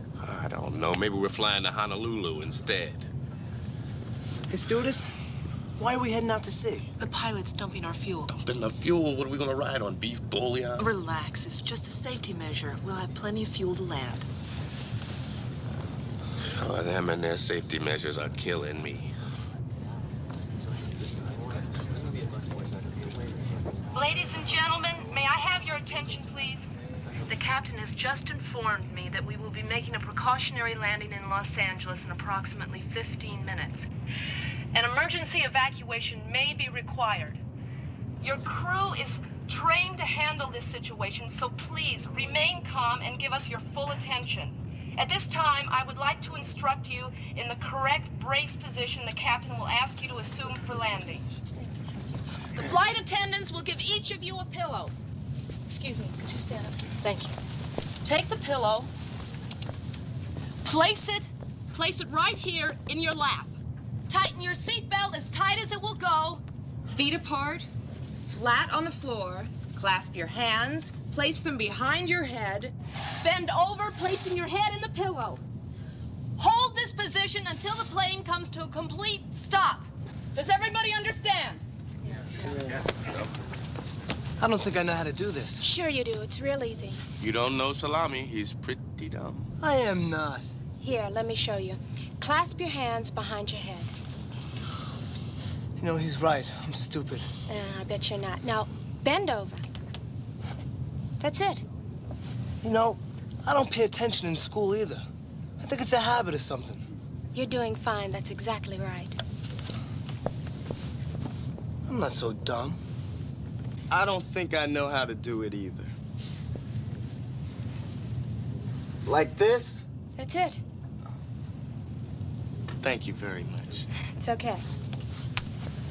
Did you see that, man? Hey, Gomez, listen, why don't you cut that stuff out, man? It's not gonna help us now anyway. Don't you believe in God? Listen, when I was little, I used to believe in God and Santa Claus. Now I only believe in Santa. Man, if you don't believe in God, how do you expect him to help you? You mean to tell me you believe in all that Bible stuff? Moses parting the Red Sea, the masses being fed by just one fish, and Adam and Eve? How do you know it ain't true?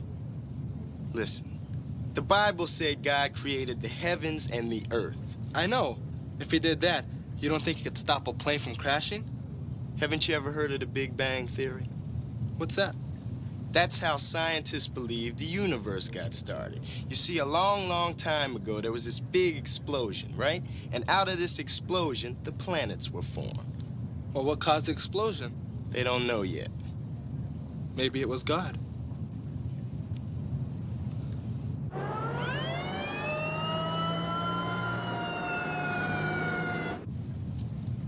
Hey, cool. If you had a choice of dying, what would it be? What kind of question is that? No, seriously, man. You know, I hear drowning is one of the best ways, because it makes you feel like you're stoned. Man, I heard if you jump off a building like the Empire State Building, you'd be unconscious before you ever hit the ground. I know one way I wouldn't want to go. What's that?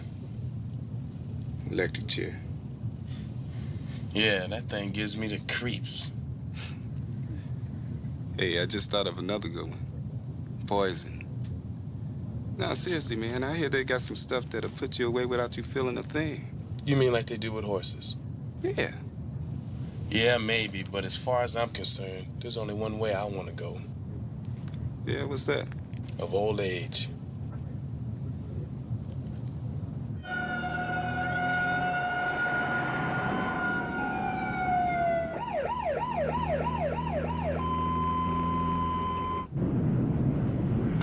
gentlemen, this will be my final progress report before making our descent into LAX, which should be in approximately 3 minutes. Everything on board the aircraft and on the ground is go. And I'd like to thank all of you for your cooperation. I'd like to emphasize that we're anticipating no problems, but I'd like to stress the importance for your safety and that of your fellow passengers of following all emergency landing procedures and any directions given to you by our flight attendants. We are now making our approach into LAX. The next time you hear my voice will be 30 seconds before landing. At that time, I'd like you to assume the brace position and hold it until the plane comes to a complete stop. Again, thank you for your cooperation.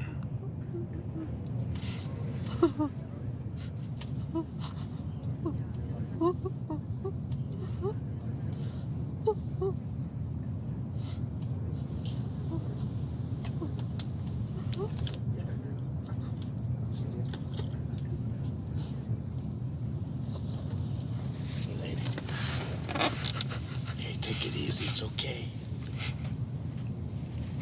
Nothing's gonna happen. Hey, you know what? It's all precautionary.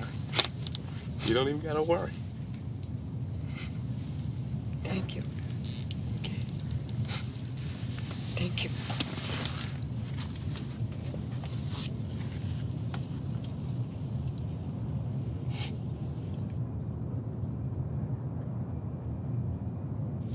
There's the runway. Finally. I just want to get this thing over with. Man, I hope the stop this plane's coming to ain't too sudden.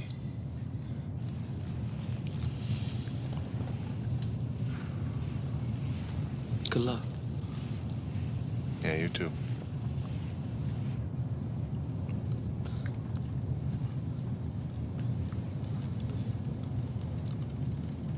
Ladies and gentlemen, please take the brace position. Do I face left or right? It ain't gonna make no difference.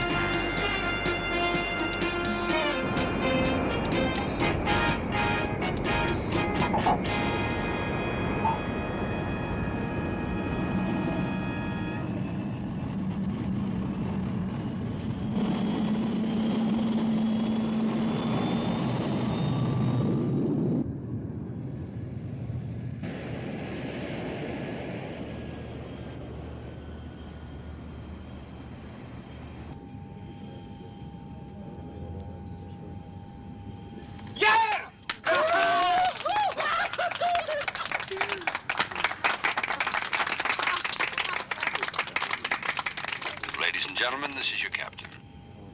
The flight attendants have informed me that everyone is safe and sound, and once more, I'd like to take this opportunity to thank you for your cooperation.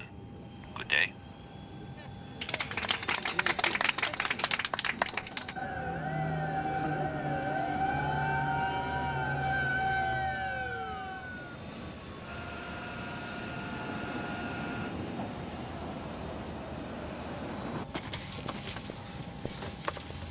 Goodbye. Goodbye now. Bye. Goodbye. Thank you for flying with us. Sorry for the inconvenience. Goodbye. Thank you very much. Bye. Much. Goodbye. Thank you. Goodbye. Oh, thanks for your help. Yeah, you know, I've been thinking. And after all we've been through, we ought to get together. You know, soft lights, low music, little wine, talk over the old times.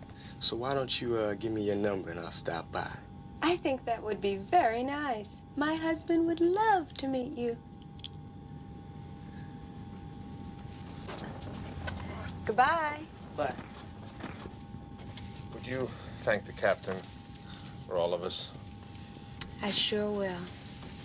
Goodbye. Goodbye. We all gotta wait around here just because Goldstein brought a suitcase full of matzo balls. Problem, man. Can I go to the... I will say one thing, though. I'd rather be standing here than up there in that airplane. Man, that was close. Hey, do you think we could miss a couple of days of school because of this? Yeah, we could say we were still in the state of shock. Yeah, I think the only thing we're going to end up missing is that tournament game. Man, we would have blown them dudes away. Yeah, by the second quarter. And instead, we get a forfeit. Forfeit? Who said anything about a forfeit? The game doesn't start till 7 o'clock. There's another plane leaving in 20 minutes. So what?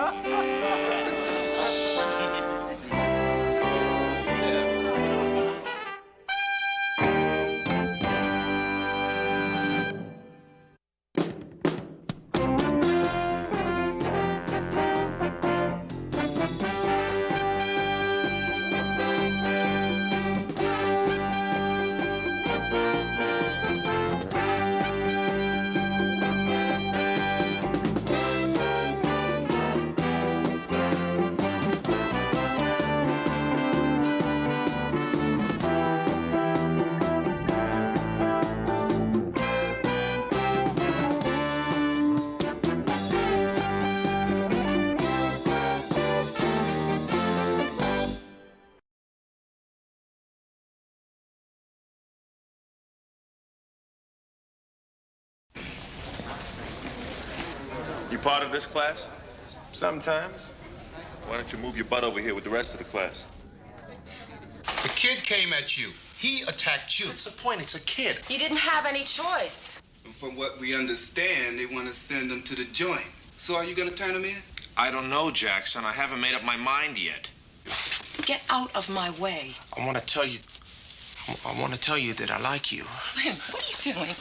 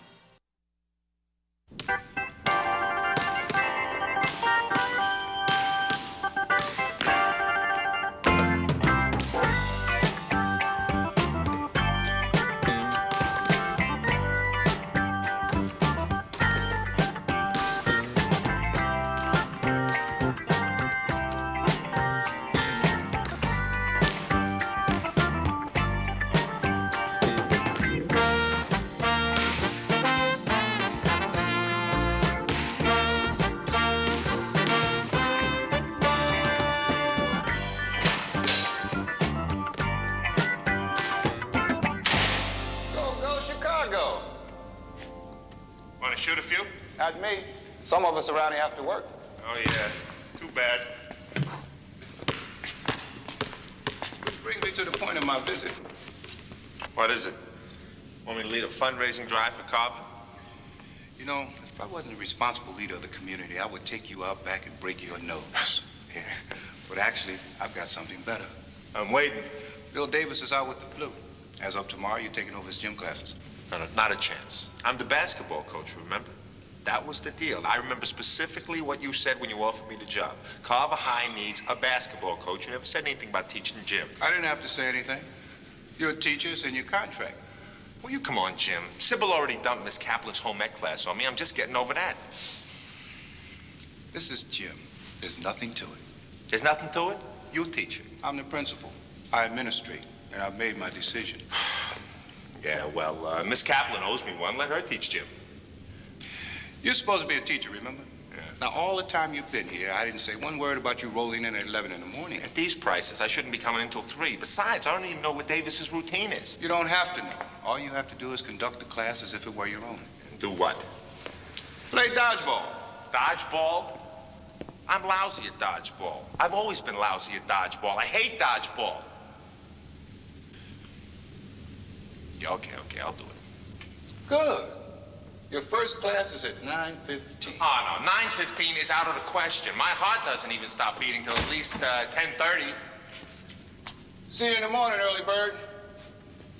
I may have roomed with you, but I never liked you. Get whack. Let's go. Pass the ball around. Come on, brother.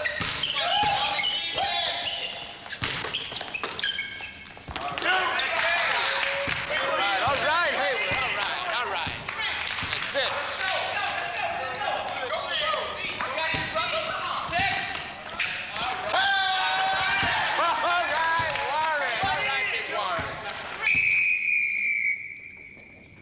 What's going on with you guys? What are you talking about, Coach? Come on, I've been coaching you animals long enough to know when something's up. You know what your problem is, Coach? You're getting cynical. Oh, yeah? Well, all of a sudden, everybody's laughing and scratching, all happy, and talking to each other. You're playing like the old Celtics, not like the Carver team I know.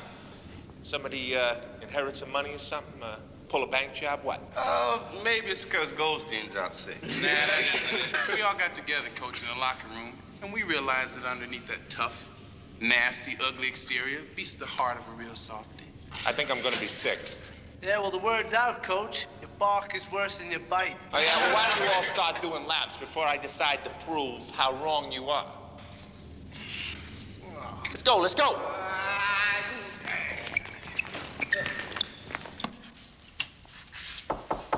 Enter. How come you're not out there running laps? I do mine in the morning. Hi. Mark Ellis. Right. What brings you here? Well, I don't know if you're aware of it or not, but there's a movement going on to bring back corporal punishment to the L.A. district schools. I thought that kind of stuff went out with the one-room schoolhouse. Yeah, well, it did, but it wasn't that long ago. Yeah. The Teacher Association is negotiating with the school board to bring it back on a limited basis based on parental consent. Well, anyhow, I've got this petition here, and I'm collecting signatures. Yeah, I can't sign that. Why not? In the first place, I don't believe in corporal punishment. That's because you haven't been at Carver very long. In the second place, I hate petitions. Well, you're the only one in school who's refused to sign it. Hey, look, come back next week. Bring me something about saving baby whales, and I'll sign it, okay?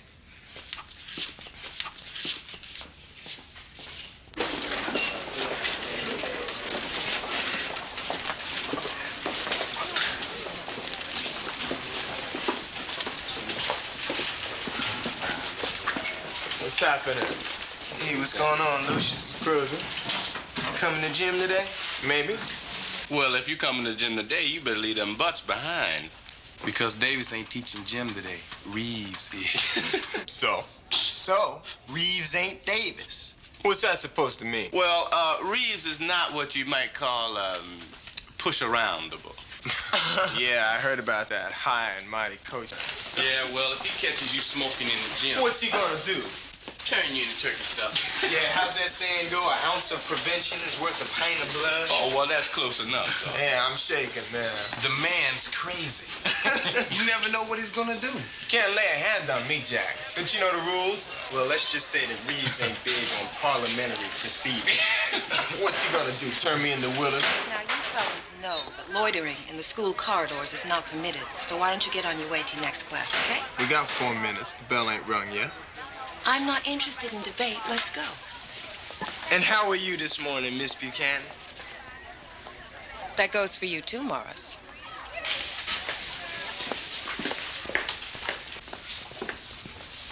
Well, I wouldn't mind spending some time in Miss Buchanan's office. Are you kidding me? She's a teacher, man. Man, if that's all you can see, no wonder you need glasses. Oh, man, please. All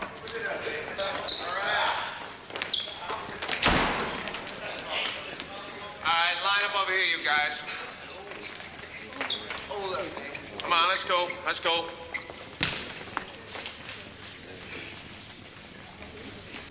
You part of this class? Sometimes. Why don't you move your butt over here with the rest of the class? I don't have to take gym. What are you, some kind of privileged character or something?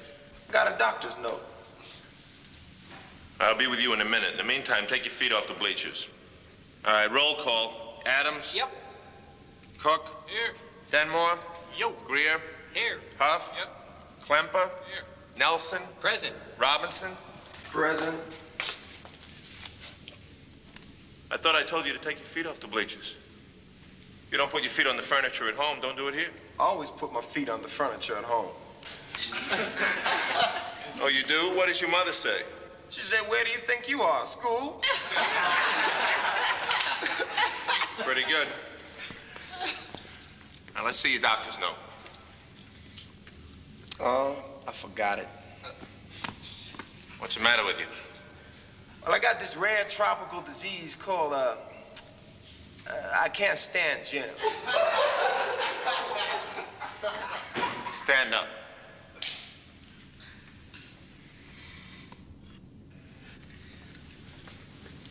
Don't rush. I wouldn't want you to strain yourself. I'm coming.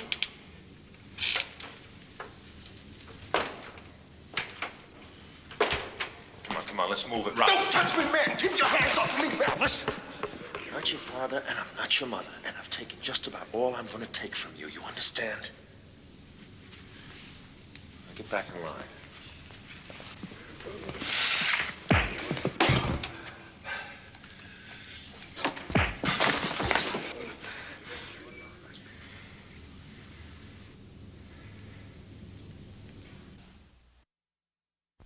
Thought you was there, man. What happened? Don't exaggerate. All right, man. Well, first Lucius grabbed Reeves. Yeah. No, wait a second. Reeves grabbed Lucius.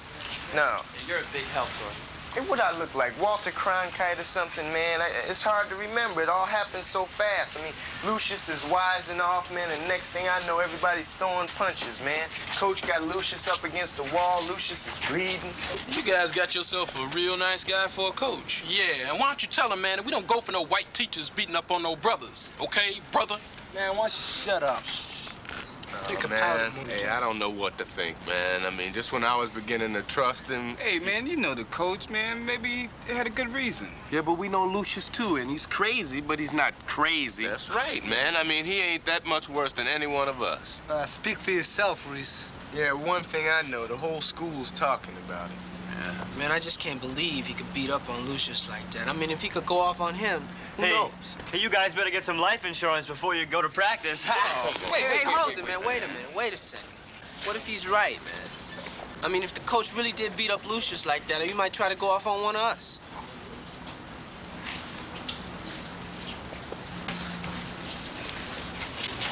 Hey, Lucius. What's happening? Hey, man. I guess you guys heard about the action I got into with your coach. Yeah, we heard. Well, I guess the man's gonna know who he's messing with next time around. I mean, dude ain't gonna forget my name, you know that. Well, what you doing back at school, man? I got a hearing. See if they're gonna bounce me out of this place. Yeah, I guess you're in a lot of trouble, huh? I'm not scared, man. It's the usual. Well, maybe you can beat it, Blood. Yeah, maybe you can plead temporary insanity or something. But I wouldn't be too hard. You know they already think I'm crazy. Yeah, look here, man. You remember in junior high school, we had a teacher named Miss Roma, man. He put a snake in her desk. You remember that? Oh, man, that's nothing, man. In 6th grade, I had this teacher named Miss Gibbons. And she was always taking her shoes off under her desk, you know? So one day I put these tacks in her shoes when she wasn't looking. Man, she screamed. Yeah, well, we got a couple of teachers around here I'd like to put in with a rattlesnake. Well, don't talk about it, man. Do it. Well, Get it, man. I know where you can get it. I don't know. I said I'd do it, but I probably wouldn't. Well, all right, but if you want to do it, just tell me, man. I'll give you the dude's name, all right? This is Salami.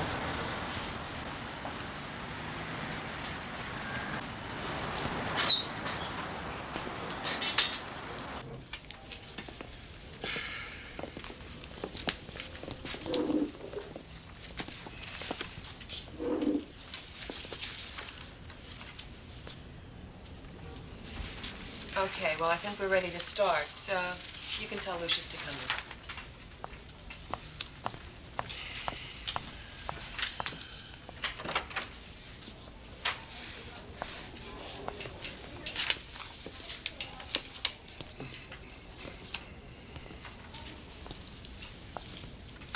Lucius, you know why you're here, don't you? Yeah, I know. Do you want to tell your side of the story? Don't I get to sit down? No, this is not a social call you're paying. You have to stand. Yes, Miss Buchanan. Well, I was in gym class, and I don't remember everything too well. I was sitting on the bleachers, and Mr. Reeves comes over, and he told me to stand up. Did he ask you to stand up, or did he order you to stand up? It was more like an order. Then what happened?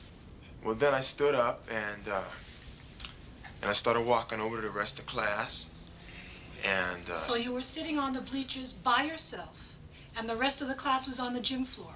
Why were you sitting by yourself? I am finished putting my gym uniform on. Aren't you supposed to have your gym uniform on before you come out on the floor? Yeah, I guess so. You guess so? Don't you know? What's all this stuff about gym uniforms got to do with... Lucius, if you don't mind, we'll ask the questions. Will you continue with your story, please? Well, he told me to stand up and walk over to the rest of class. And I started walking over there, and the next thing I know, he punched me. Did he push you or punch you? Well, he pushed me first. He pushed you. How did he push you? Show me. You want me to show you? Yes. I mean, you want me to push the principal? Hey, this isn't some kind of setup, is it? Lucius, just do what Mr. Willis says, okay? Now, show me how he pushed you.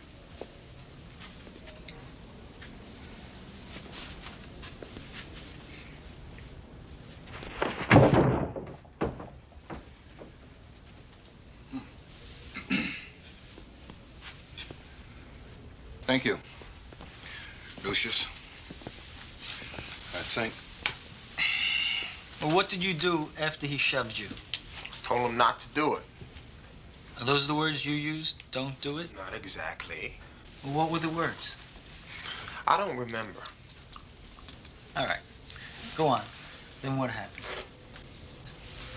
Well, he grabbed me real hard and he said, I've taken just about all I'm gonna take from you. You understand? Is that what he said exactly? Or was it something like that? Exactly. You sure? You remember that? Yeah. Okay, then what? Next thing I know, he hit me. Didn't you hit him first? Well, yeah, I was getting pretty mad at the way he was talking to me and grabbing me like he did. Did you punch him in the face? It was an accident.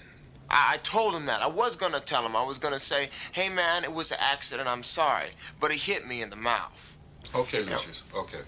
That's enough. Thank you. That's it. That's it? I'm not finished. Lucius, will you wait outside, please?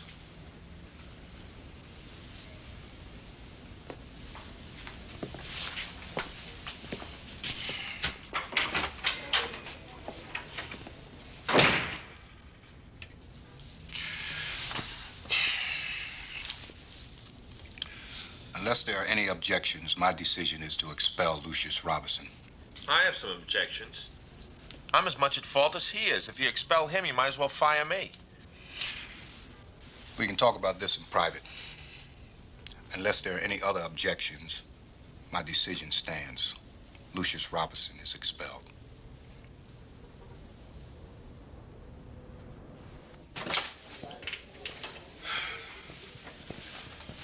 Ken, we know how you feel. You don't know how I feel. We talked to every student in that class, and they all said the same thing. Lucius came at you first. Now, what were you supposed to do? I should have used my head, not my fists. Ken, you were defending yourself. Don't try to cheer me up. No one's trying to cheer you up. The kid came at you. He attacked you. What's the point? It's a kid. I hit a kid. You didn't have any I choice. didn't have to hit him like that. I could have really hurt him. The kid is 6 feet, 180 pounds. What's the difference? He's still a kid. I'm supposed to know better. I'm supposed to have control of myself. I don't even know what happened. It's like everything went black and my instincts took over. Now, I was wrong, and you know it. No, you weren't wrong. Now, you see this? This is Robinson's file. Now, you always want to look at student files. Here, it's a present. Take it home and read it and see what you're dealing with. For your information, there are going to be some investigators here from the school board. They'll probably want to talk to you. And we'll need you to fill out the deposition for the police report. Police report? What police report? Robinson's being charged with assault and battery. Wait a second.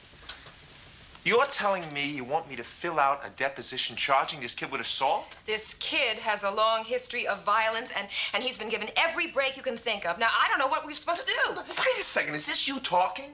Sybil, we're talking about throwing a kid in jail. Ken, the kid is dangerous. The kid's a kid. I was more wrong than he was. Why are you making a federal case out of this? And what's with you?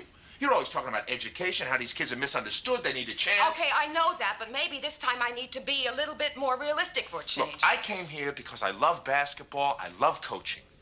I came here because I want to help kids like that. I want to give them a chance, win their confidence, not put them in jail. I feel bad enough about what happened already. You can forget about any deposition.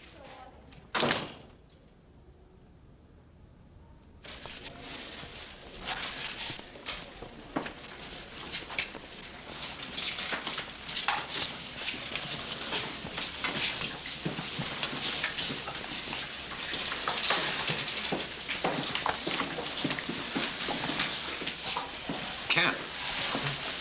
Lee Burns, Boy Shop. Mind if we join you? No. Go ahead. This is Mrs. Cox. Well,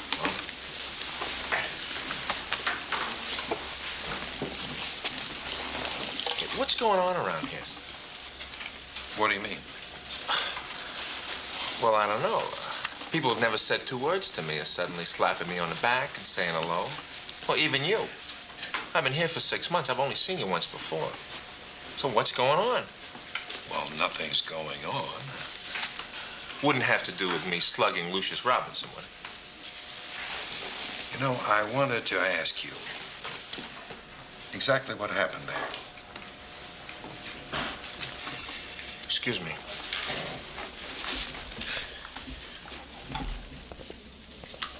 Ken, I just want you to know, as president of the Carver's Teachers Association, that we're going to stand behind you all the way.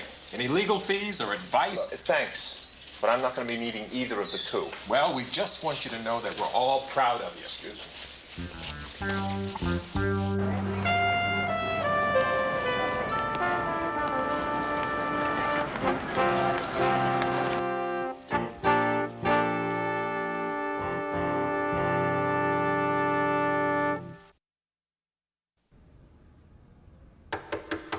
Yes? Can I see you a minute? Yeah. Come on in.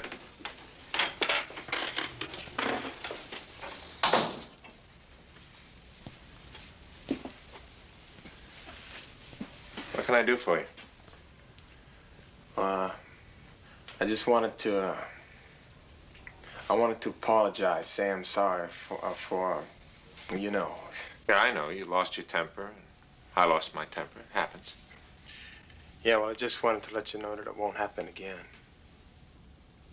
Glad to hear you say that, Lucius. Hey, you want to sit down? Thank you.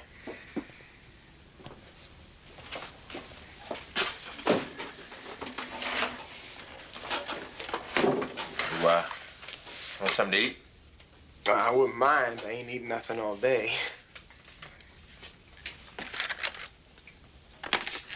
Don't you eat lunch? Not usually.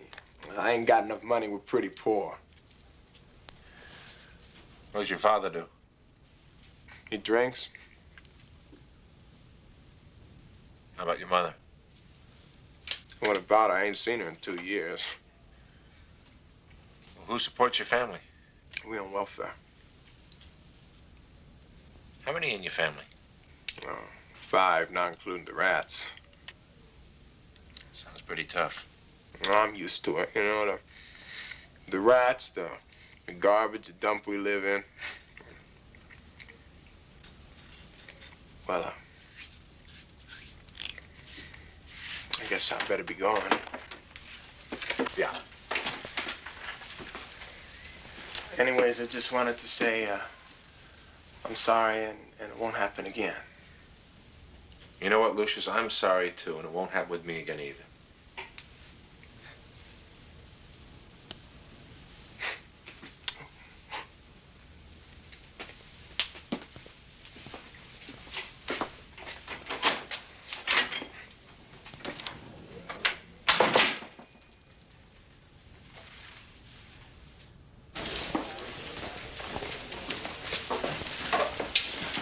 Hi, Bert. Congratulations. For what? I heard about the Robinson thing. Everybody's talking about it. It took a lot of guts to stand up to that punk. God knows I've wanted to do it 100 times myself, but, well, you know how it is. Yeah. Listen, next time, give him one for me, okay? There's not going to be any next time. Nice going, Mohammed.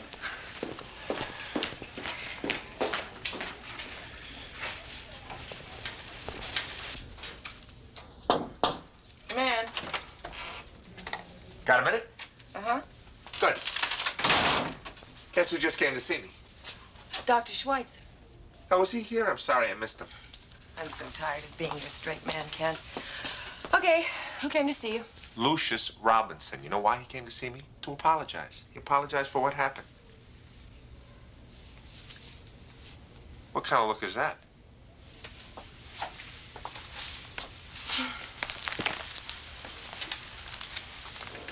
You're so gullible. What are you talking about, gullible? Lucius knows how serious his offense is. He also knows that if you press charges against him, he could go to jail. He's just trying to soften you up. You're really being unfair, you know that? And you're so consumed with your own guilt for losing your temper with him that you're only willing to see what you want to see. The kid came to me to apologize. When you come right down to it, what'd he do that's so terrible? He attacked a teacher. You know what? You're prejudiced. What? You're prejudiced. If Robinson had done anything else, you know you'd be fighting like crazy to keep him in school and out of trouble.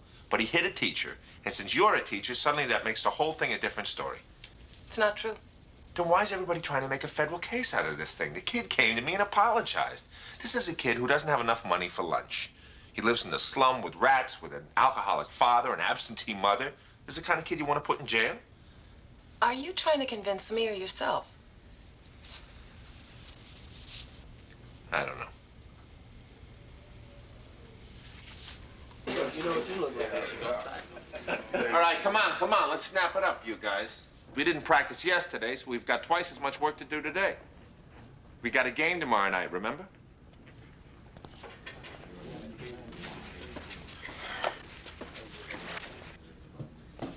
What's with you guys? You deaf or something? It's not a fashion show out there. Suit up and let's go. And what if we don't, man? You gonna beat us up, too? All right, what's going on?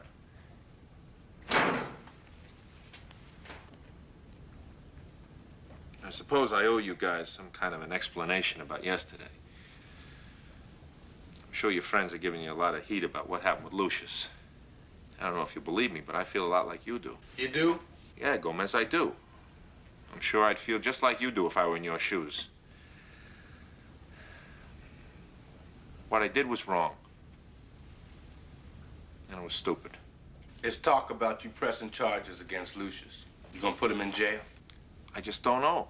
Some people say he's dangerous. He's not dangerous, Coach. He's just a little crazy, so. Yeah, man, we've known Lucius since junior high. I mean, he's always been doing crazy stuff, getting into trouble and things like that.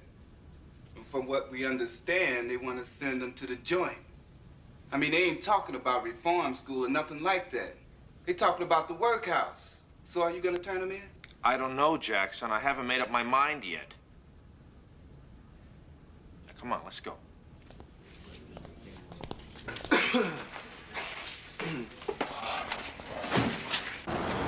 It's been a long day. It's getting longer all the time. The one thing I hope wouldn't be affected by this. Is that the team? Yeah, I don't understand it. I thought I knew those kids. I thought they knew me. And? Well, it's like everything I've been through with these kids in the last few months went right out the window. Like it didn't mean a thing. You know what Jackson just asked me? Am I going to turn Lucius Robinson in? Turn him in like I'm a stool pigeon or something. You can't let that influence your pressing charges against Robinson. He should be prosecuted. It's not what I'm talking about. Then what is it? What, your feelings are hurt because they seem to be taking Robinson's side? Come on, you look me in the eyes and you tell me what I said, is it true? Yeah. What did you expect? They're kids. In their eyes, they only see that you are one of us, and you hit one of them. It's only natural that they take Robinson's side. They'll get over it. Well, I had hoped that my relationship with the team had progressed past the us versus them stage. It probably has, judging from what I've seen. You should have been in the locker room a while ago. You would have seen a lot different. It would not have surprised me. It just goes to show you what an incident like this can do. Now, come on. I'll see you tomorrow.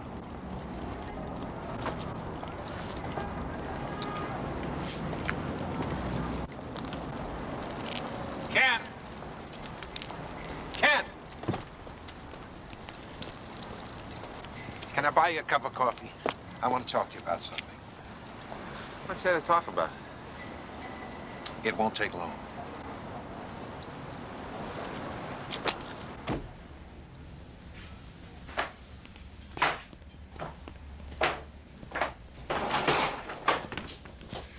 Hey, Walter, we have 2 cups of coffee, right? Well, shoot. Well, there was a teachers' association meeting this afternoon.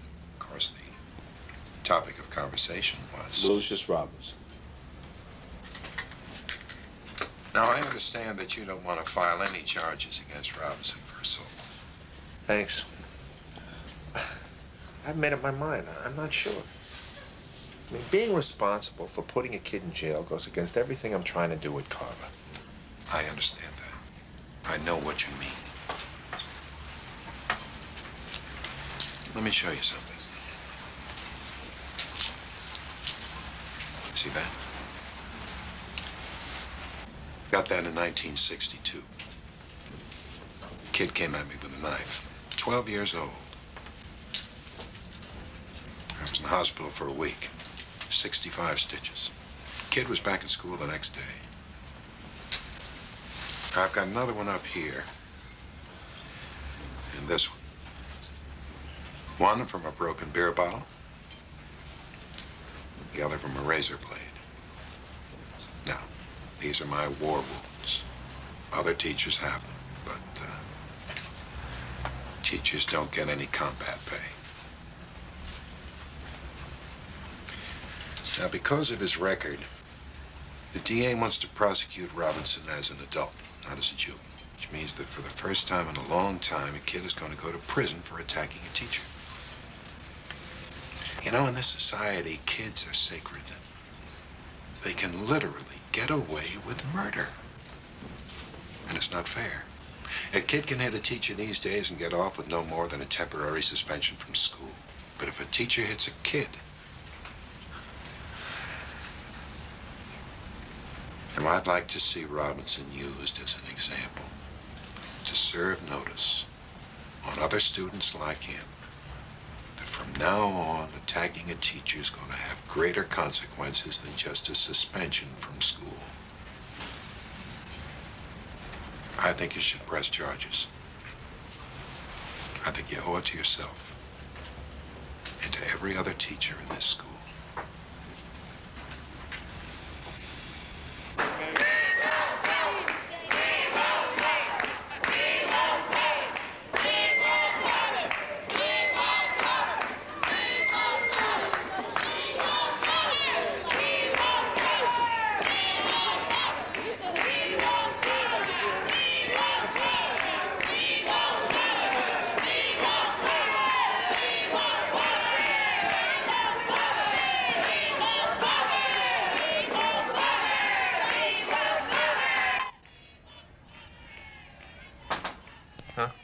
Got a game tonight, Coach. You coming?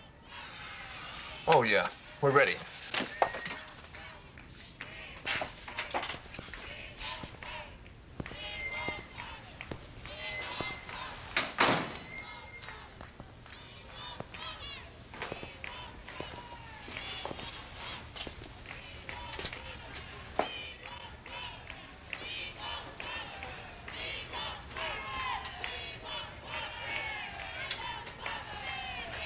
Okay, let's go.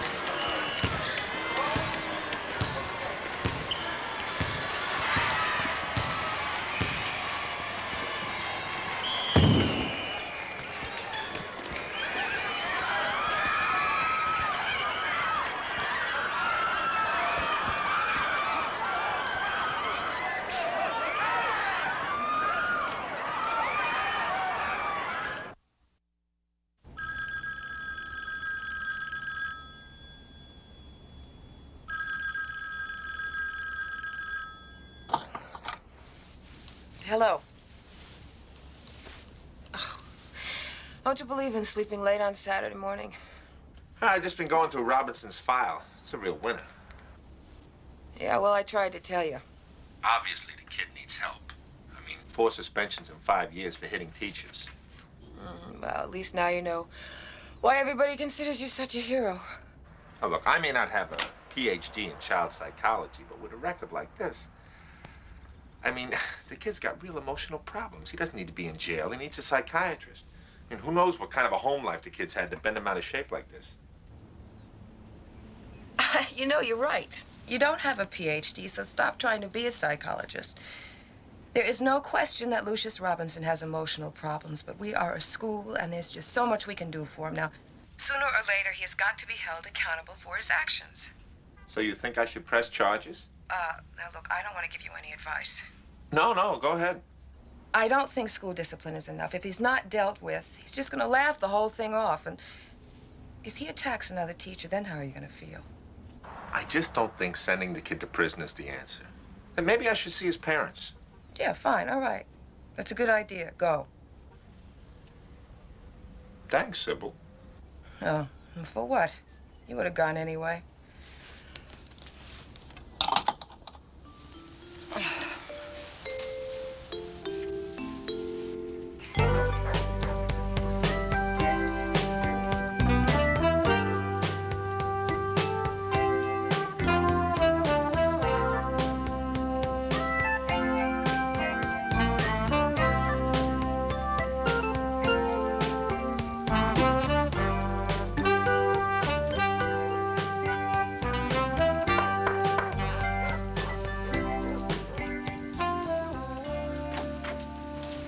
Yes? Well, I'm not sure I have the right place. I'm looking for the Robinson house. This is it. Are you Mrs. Robinson? Yes. Lucius Robinson's mother? Yes. My name's Ken Reeves. I'm a teacher at Carver High School. Oh, a teacher. Well, come in, please. Thank you. May I take your jacket? No, that's all right. I'll keep it. Well, make yourself comfortable. I'll go get my husband. He just came in from work.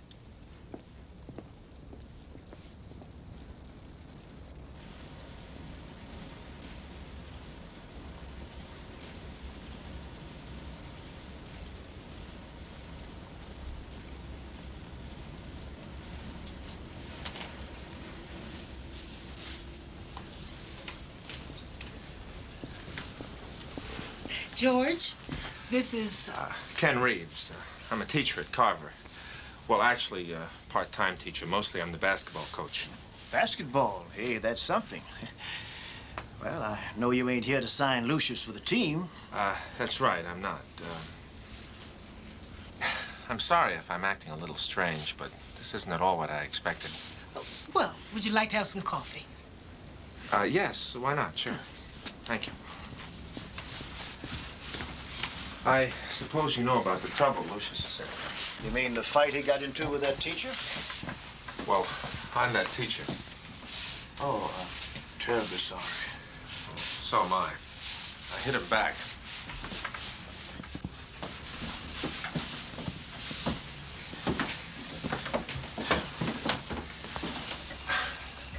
You're not at all what I expected. What did you expect? Well, to be perfectly frank, Lucius suggested that you were on welfare and that you had a drinking problem. I don't know. I hate to say this about my own flesh and blood, but almost from the day the boy was born, it's been nothing but grief. I've got a daughter, 22, a son, 28, and they're both a joy. Lucius has been in trouble ever since we can remember. Well, now, how is it possible you can raise 3 children all grown in the same house with the same flesh and blood, and then one turns out to be the devil's own? I don't know. Have you ever had him see a psychiatrist? That's expensive.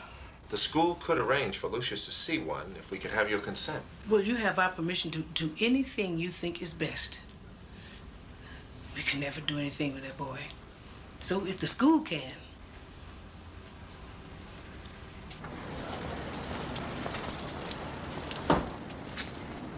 Hi, Ken. Oh, hi. Hey, I think I got the ball rolling with Robinson. Oh, yeah? In what direction? Well, I think he's going to get some help. Are you sure? Yeah, I think so. Look, I haven't got time to talk to you about it now. How about I buy you a cup of coffee after school? Okay, it's a date. See you then.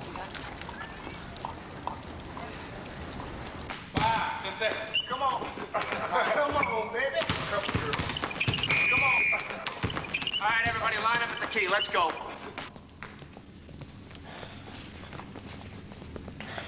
First of all, I want to get a few things straightened out. Mainly what happened at the Tremont game on Friday night. Haywood, you bench for 1 game. You practice, you don't play. Oh, man, I had to hit him. I couldn't Keep just... talking, I'll bench you for 2 games. Tough luck, bro. That goes for you, too, Reese. You bench for 1 game. As for the rest of you, you do 25 extra laps for the rest of the month, beginning right now. Let's get to it. Wait a minute. Come on, let's go. Let's go right now.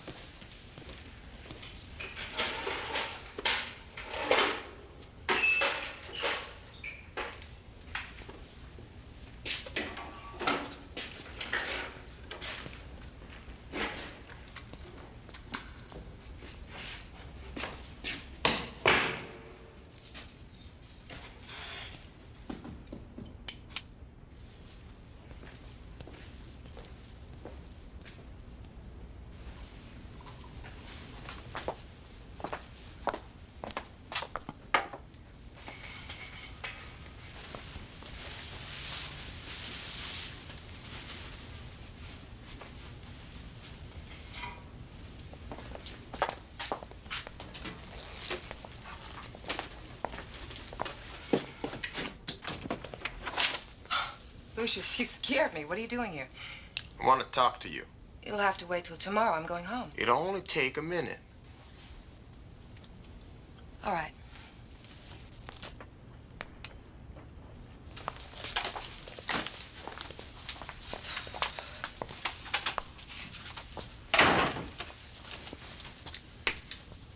wanted to talk to you about my being expelled.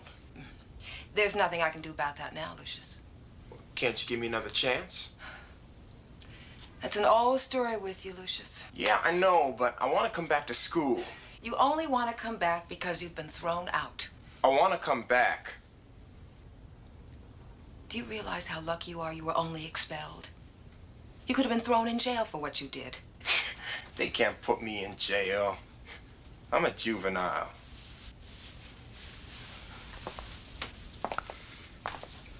You're so smart, aren't you, Lucius? Get out of my way. I want to talk to you. Get out of my way. I want to tell you. Hey, I want to tell you that I like you. Lynn, what are you doing? Stop it. Let go of me.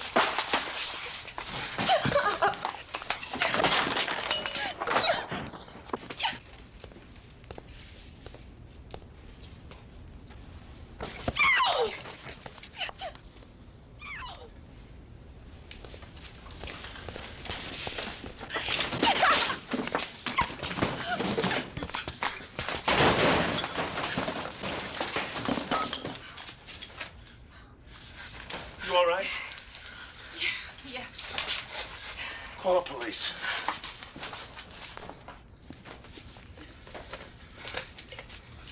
Come on, let's go. Come on, come on. Fight for it, Gogo. Fight for it. Don't look for him, Jackson. Use your body. Come on, use your feet. Use your feet. Come on, Gogo. Get for it. Go for it, will you?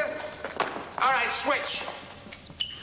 Come on, don't let Jackson get the ball, Gogo. We got a game Friday night, not a church social. Come on. Hey, listen, Coach, Come on, I gotta hold him tell out. you something. Listen. Forget it, Haywood. Coach, we didn't know that Lucius Robinson was that crazy. Yeah, nobody did. Switch. Come on, now let's go. Come on, go for it, Reese. Go for it. Switch. Let's go, let's go. This is a hustle drill. Hey, listen, man, what's gotten into him? I mean, he's drilling us like crazy. I've never seen him like this. Switch. I don't know, man. Give him a few days. Maybe he'll get back to normal. Yeah, well, I just hope this ain't what's gonna be normal from now on. Come on. Fight for it, Salami. Fight for it. Fight for it. Switch. Come on, hold out that big man. Come on, hold him out. Come on, Coolidge. You're gonna let a little guy like that hold you out? Let's go. Fight for it. Come in.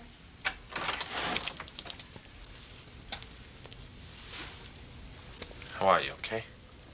Mm-hmm. I'm all right. How are you? Hey, hope you're not blaming yourself for what happened with Robinson. Well, If you are, I'm going to start charging you for these visits. I guess I just don't understand it. What makes you think anybody else does? Why is there so much violence in the schools? Why does a kid like Lucius turn out the way he did? I'm not sure anybody handles it better than we do. Well, I just wish I handled it better from the start. Well, so you learned. You learned one of the toughest lessons there is for a teacher to learn. No matter how hard you try, there will always be some kids you just can't help. But at least there's something we can be thankful for. What's that? The ones we can.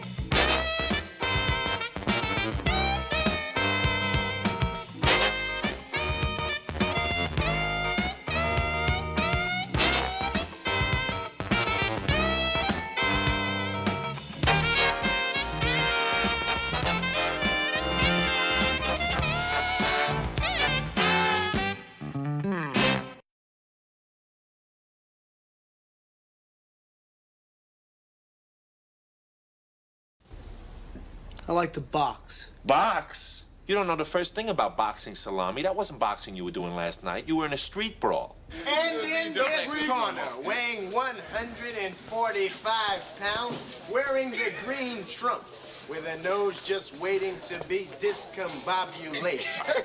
What are you pushing for? Death in the ring or by exhaustion? You're not gonna win. Well, I think I can.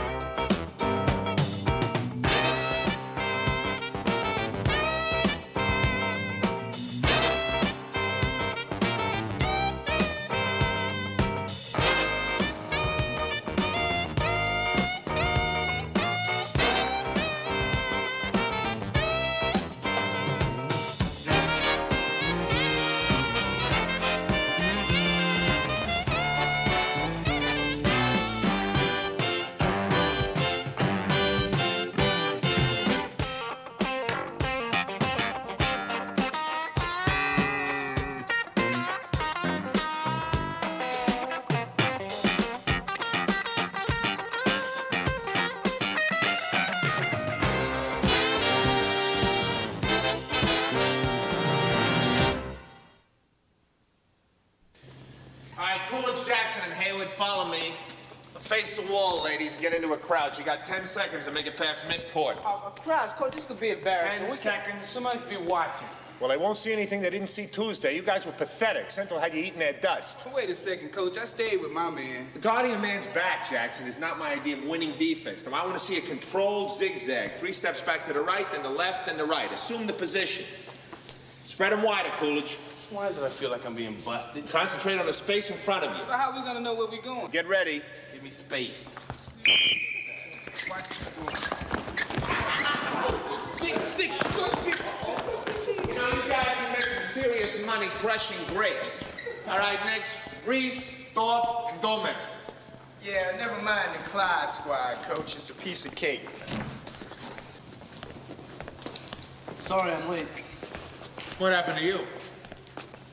I had to scrape a few spitballs off a few blackboards. Hey, Milton. Let me use your deodorant, man. Hey, forget it, man.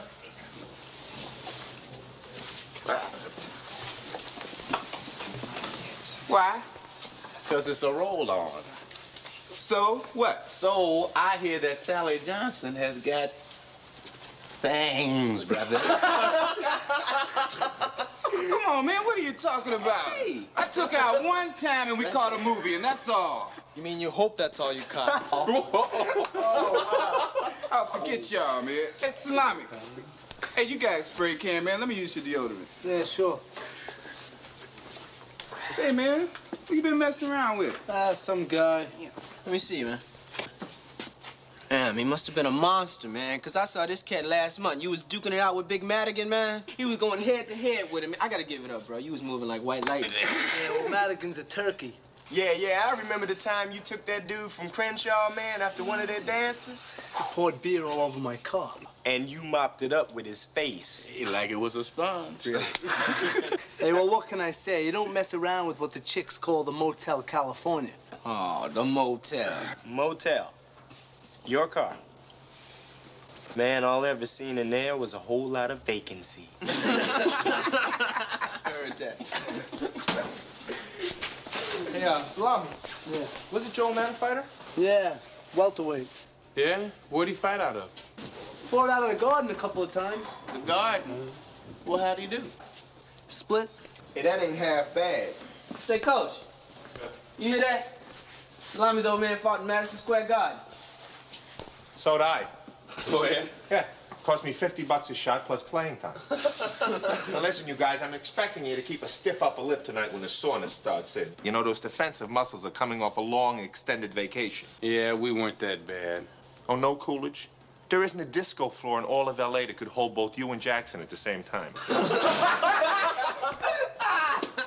And, Salami, when you take care of the eye, your shooting percentage begs of you.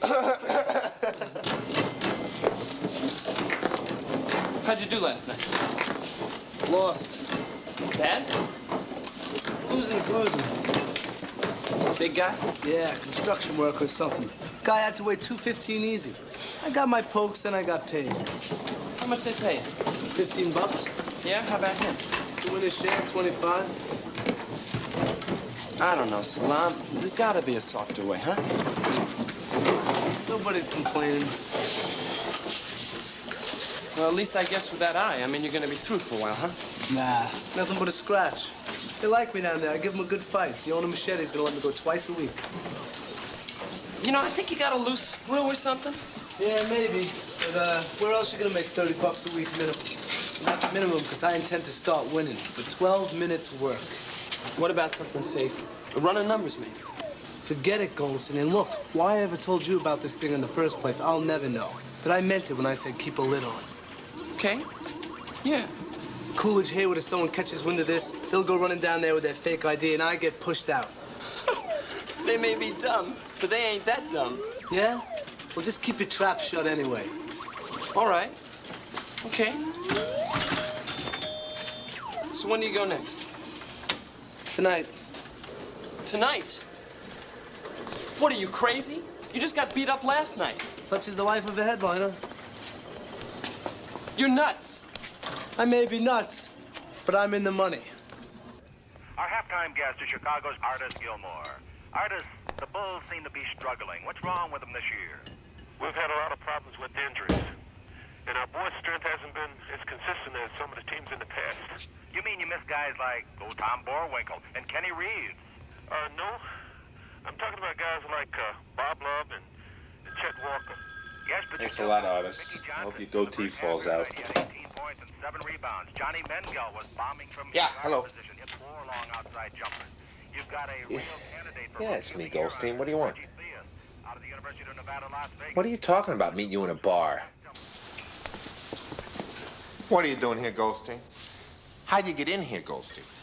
I've got growth. So's the peach. What's so important that it rates a trip down to this dive? That. What? Back there.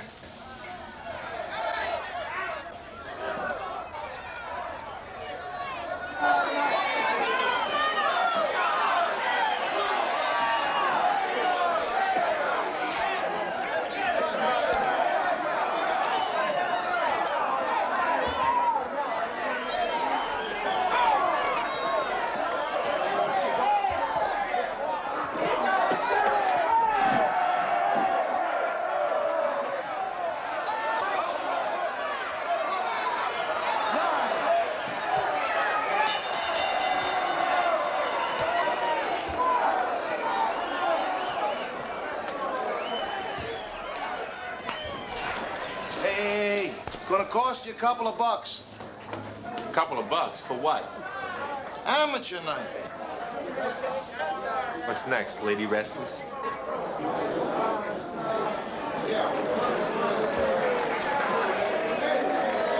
Tonight it's boxing. You in or you're out? That's boxing? What's this all about, Goldstein? Salami.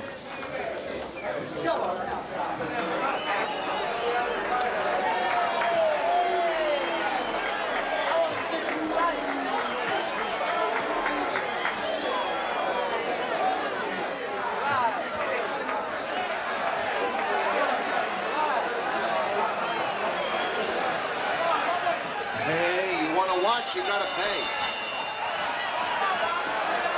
When that bell sounds, come out.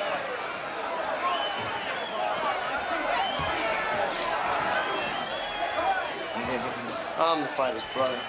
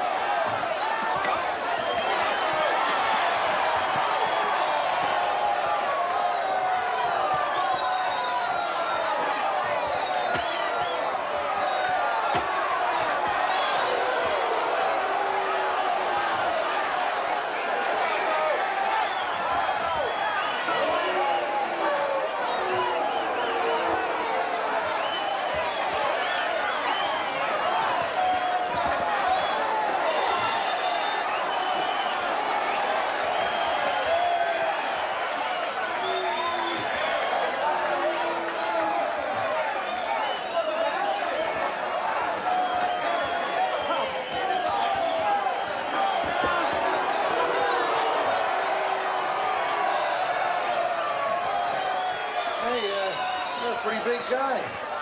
Maybe some night you want to come back and climb in the ring? Only if I got you in there with me.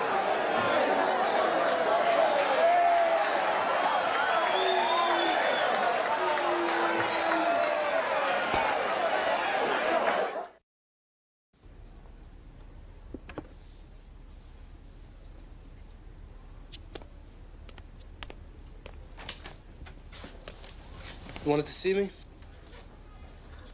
Yeah, right. Have a seat. I'll stand. Suit yourself. How's the eye? I'm seeing you okay. Good, good. I wouldn't want you missing any lip movement or anything. What is that you think you were doing last night?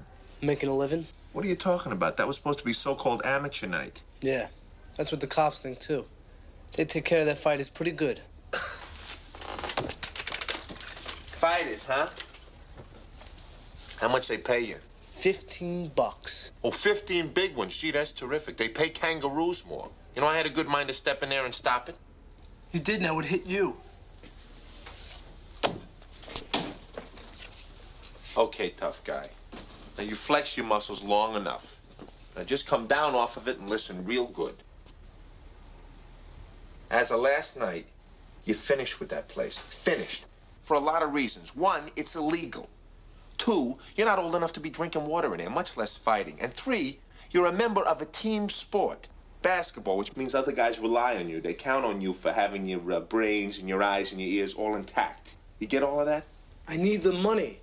Of course, I guess you couldn't relate to that. Don't give me that salami. I'm from Bayside, Queens. It's never been confused with Park Avenue.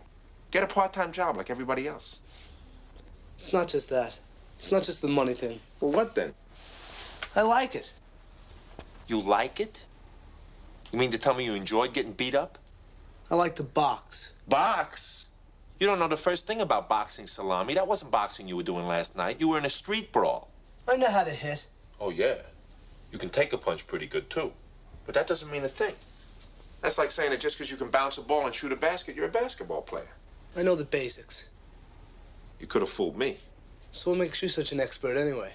Come on, nobody's claiming that. You ever boxed? Yeah, long before I ever heard about basketball. Catholic Youth Organization. You didn't stick with it. Why? Well, for one thing, I grew into a basketball scholarship. For another thing, I guess I realized somewhere along the line that boxing just wasn't in my blood. Well, it's in mine. Your old man was a fighter, right? What's he say about all this? Nothing. We don't talk much anymore. About boxing? About anything. We haven't been getting along the last couple of years. Look, I just want my chance to fight. Okay. Then you're gonna have to learn to do it right. Lesson number 1. Whether you're throwing a combination or dribbling a basketball, you need the same basic ingredient. Rhythm.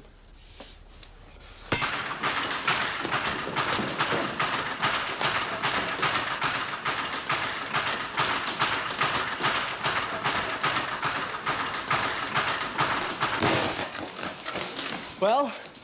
You got the staying power of an amoeba. I could have gone longer. Oh, yeah? Well, I'm from Missouri. I could have. I used to do it for what seems like hours when I was a kid. Oh, that long ago, huh? Follow me. Hotshot, in your many travels, you ever seen one of these? No, what is it? It's called a double-ended bag. It doesn't sit there like the others waiting to get hit. You gotta chase it. I mean, like you would another fighter? Yeah. You're a bright boy, Salami. You think you can handle it? What do you think? Oh, you're off balance. Come on. You're off balance, Salami. You make the same mistake twice, a good fighter will drop you on your wallet. My grandmother take you out from that position. You gotta hit from the balls of your feet, all right? So your punches are crisp and you're not looping.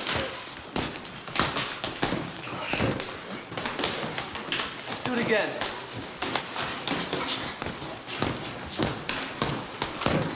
Okay? One more time. What is this, Tom Sawyer and a whitewash fence? You hit it.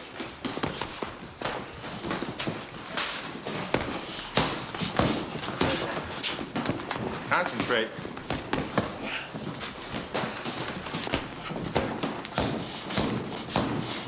Don't blow.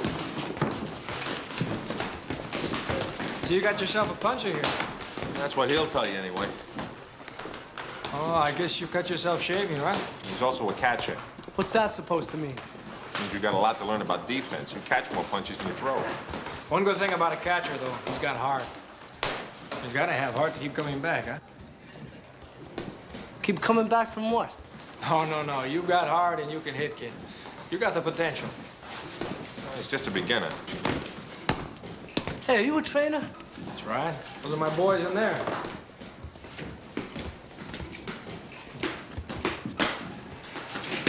I've seen that guy somewhere before.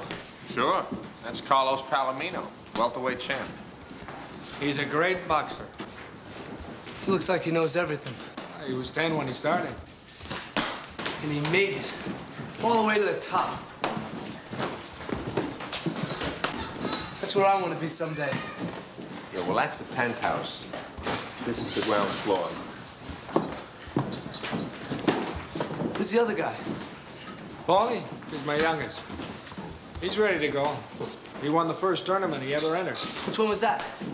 3 Gym Amateur. Us and Lincoln and Gould, we do it once every year. Is it a big deal? Oh, sure. That's why Carlos is in there now with him. When is it? A week from Friday. And you say it's a big deal, huh? Oh, yeah. It's something around here.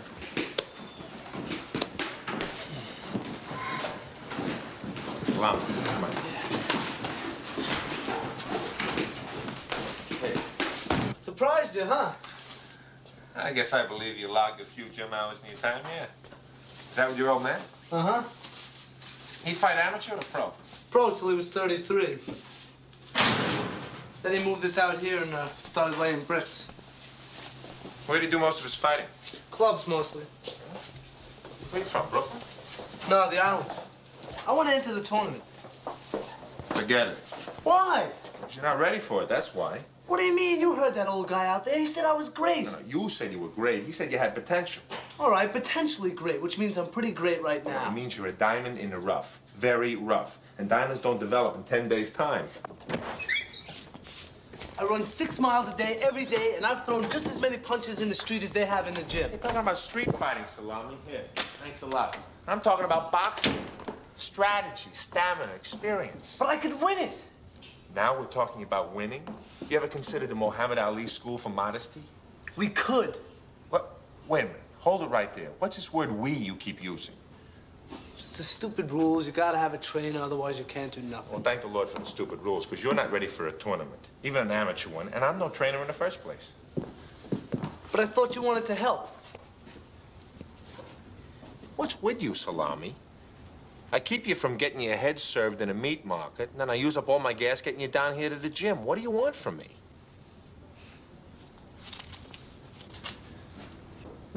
What's this? Gas money. Now we're even.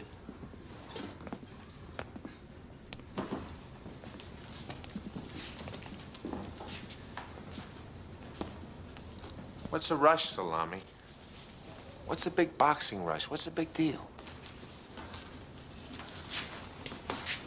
Look, there aren't a whole lot of things I can do too well.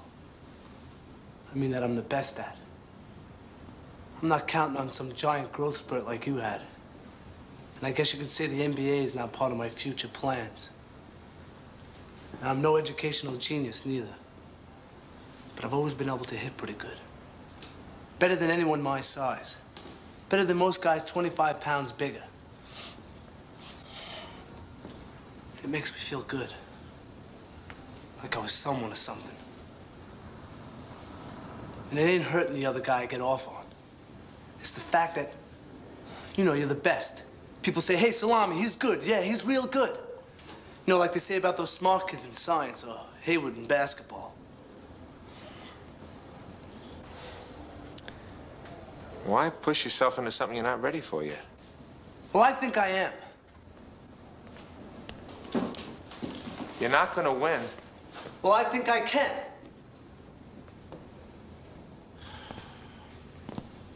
It means that much to you? I just want my chance. How about your schoolwork? Hey, how about your basketball? You think you can handle all of this? With room to spare. I'm warning you, Salami. If your grades go down so much as... All right, we're a team. No, if your grades go down 1 point, I wash my hands of the whole thing right on the spot. Deal. Mario Petrino's father felt the need to call me this morning before going off for work. 1 lump or 2? None. I take it black.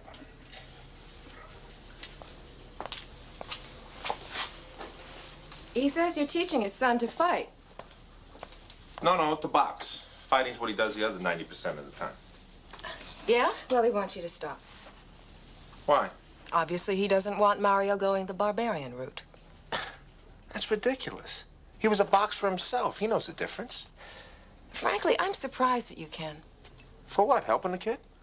No, for allowing one of your chosen 12 to fly the coop. Salami's not quitting the team. Then when was he supposed to be fighting? During American history? The gym's open till 9. What are you pushing for? Death in the ring or by exhaustion? Well, he's a tough kid. He thinks he can handle it.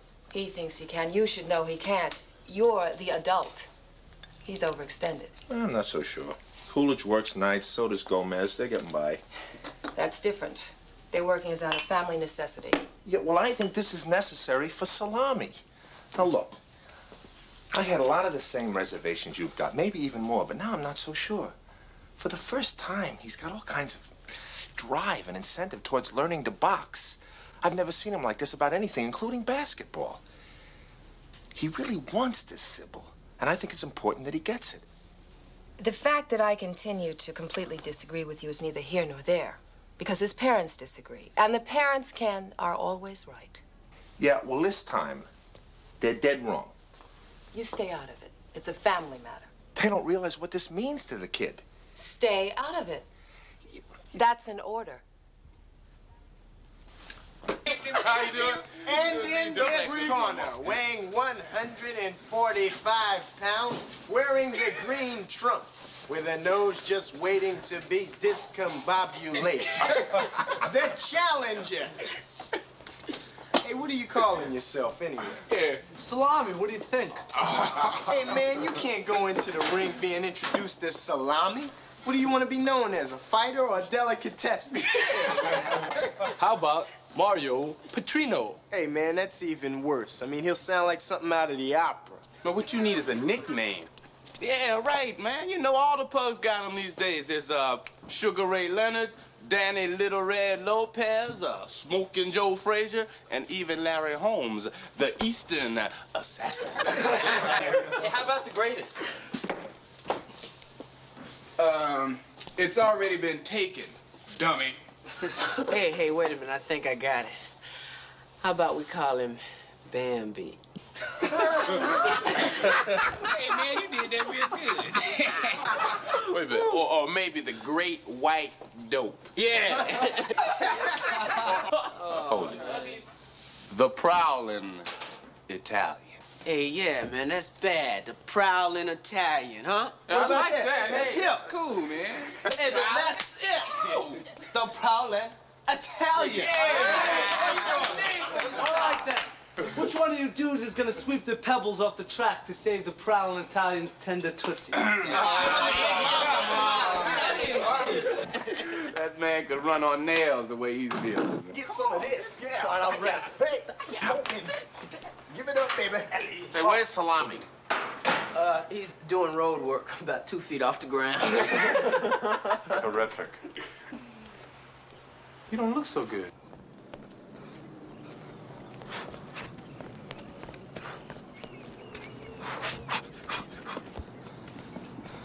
Hey, Coach! What's with the weights? Figured if I can keep the arms up with 10 pounds each, 14-ounce gloves will be nothing. What time tonight? Well, that's why I came out here. Tell you that it's off. Got a hot date, huh? No, it's off for good. What is? The boxing, I'm out of it. Wait a second. What are you trying to say? Your father tell you he didn't want you to box?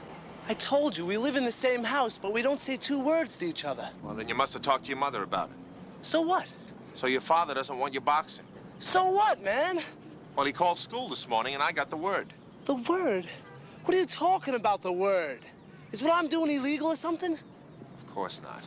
Then he can't stop me 1 inch. Nobody can stop me. It's a family matter, and family matters are off limits to teachers. You think you're helping me as well? That's beside the point. No, that is the point. You see, if you say no and can still walk away, then the hell with you. I'm sorry. should have figured.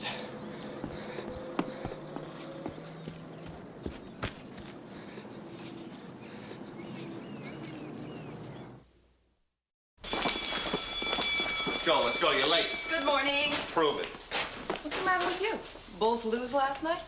Don't push it. Oh, okay. Did you speak to Mario? Did I have a choice? No, you didn't. Well, then, of course, I snapped to and I did it. Good. Yeah, for who? Everybody concerned. Speak for yourself. I'm speaking for you. Yeah, thanks anyway. Hey, look. Let's get one thing clear. I don't make the rules around here. I just enforce them. And don't you just enforce them beautifully? That's right, to the letter. We might just see about that. I gotta get a kid to get some bricks here. We're never gonna finish inside. Mr. Petrino? Yeah, that's right. I'm Ken Reeves, Mario's basketball coach. I'd like to talk to you for a minute. Hold this. I got 5 minutes. You got one of them. Your son wants to box. What have you got against him? I got my reasons. You know, and I'd like to hear some of them. Yeah, and I'd like an easy chair and a cold beer right about now. Now, look, Mr. Petrino, it's very important to Mario and his sense of self-worth. I think you're making a mistake. Won't be the first time. You know where your son was Tuesday night?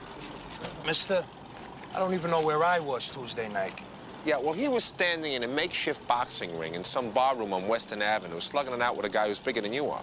He was in there because he wants to box. So how'd he do? You looked at his eyes lately? He wants to be a dope, let him. No, he wants a chance to box, and he's going to get it one way or the other. Won't last. Maybe it won't, maybe it will. Why don't you give him a fair chance to find out? Because you don't have to find out what I already know.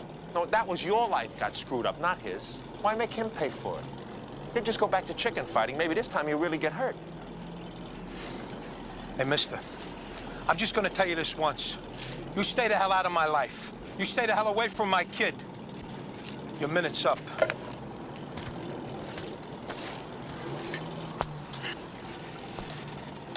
Why don't you have a talk with your son? I told you to stay out.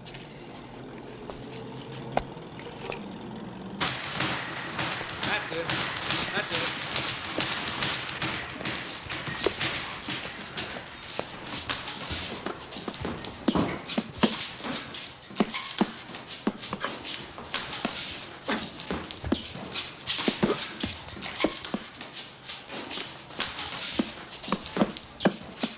It's real well. He works hard. He's paid his dues. The nose tells you that. You can always tell the fighter's age by his nose.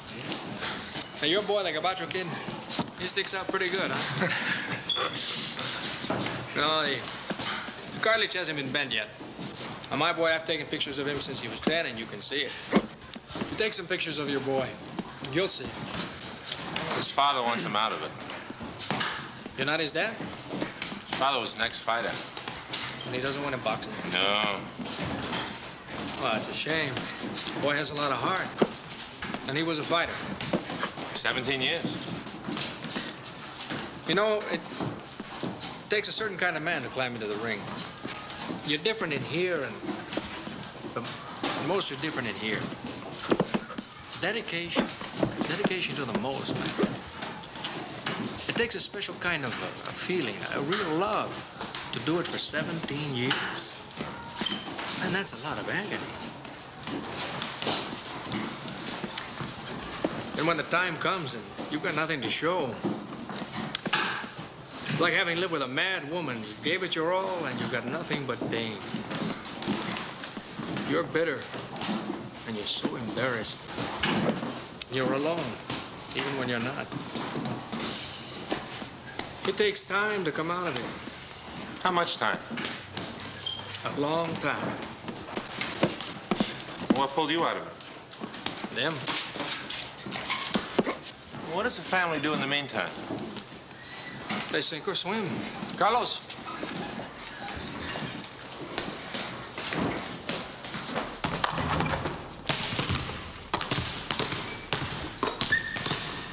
Where's Salami? He ain't here. I can see that, Coolidge. Why isn't it? He changed his mind. About what? I'm playing basketball. Tell you that? Among other things. Such as? Say, brother, is the weather fair out there today? Oh, yes, it sure is, friend. Oh, good. Well, I guess we better be on the lookout for our fair weather friends. If he quit this team because he's sore at me, he's got a lot of growing up to do. 5 laps, we break the scrimmage. Come on, let's go.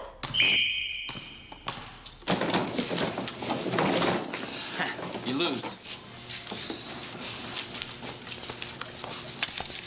Thank you. Would you care to try it again? Sure. You heard the man. You're a loser. Why push it?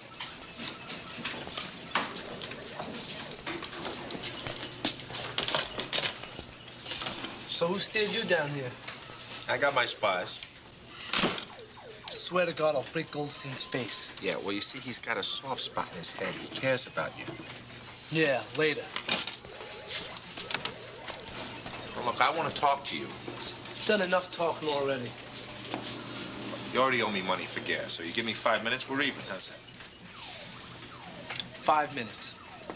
Now, look, I'm really sorry about what happened. I'm sorry about all of it. The boxing, you and your father. I really mean it. Oh, well, don't go losing any sleep over it. You know, you probably won't believe this, but I think your father needs you as much or more than you need him. You're right. I don't believe you. Neither one of us needs anybody.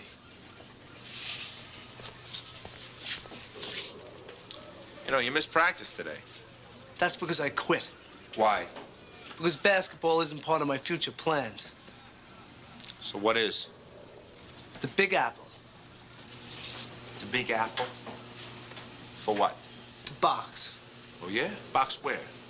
Clubs. That sounds familiar. Was that running the family or something? I'll do okay. All right, look.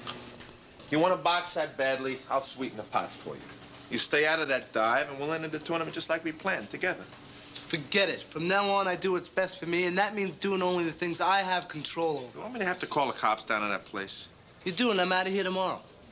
I'm disappointed in you, Salami. I thought you had more in your mind than just turning into another street punk. So I told Salami we'd enter the tournament just as planned. Thought you were told to stay out of family politics. In no uncertain terms, but what difference does it make now anyway? I mean, the kid's completely turned off to any kind of guidance, any kind of advice. Well, no wonder. His father sounds like an absolute monster. Now, I don't know about that.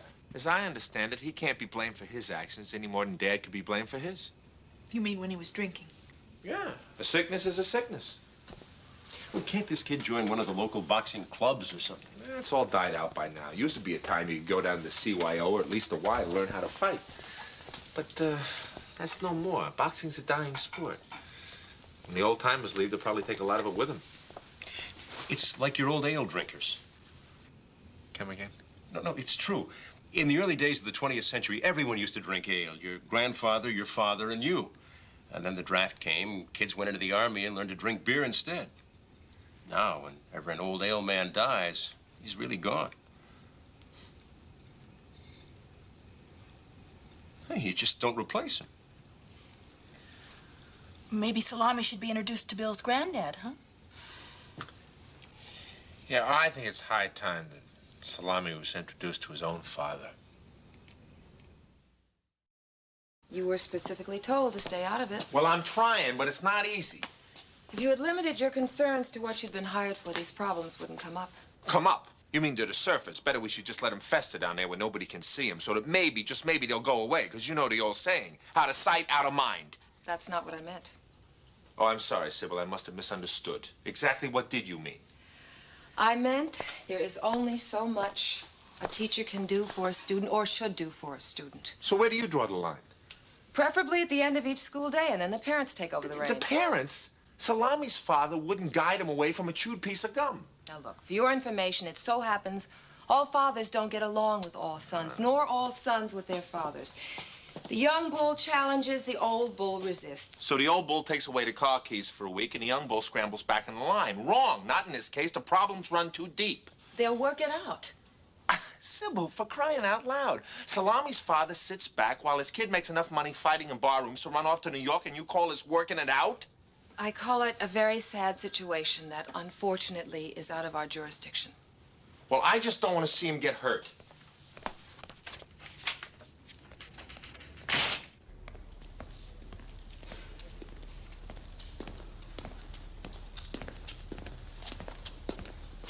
What's happening?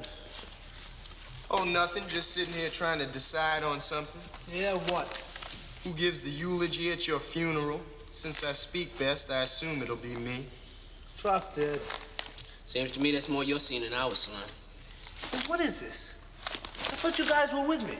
The Prowling Italian, next welterweight champ of the world. We were with you when you were doing it straight. You don't get there by the route you're going. Hey, Goldstein, just shut up, okay?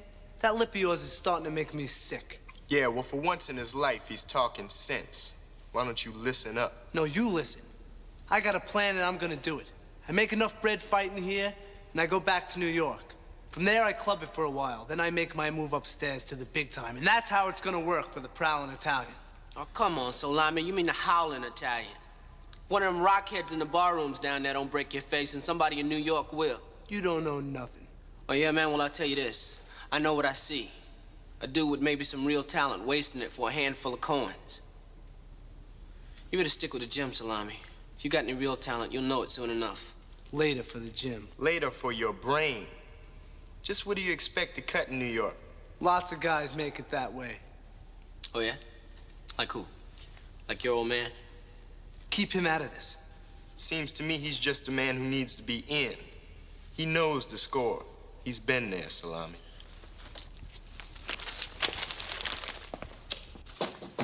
It's open.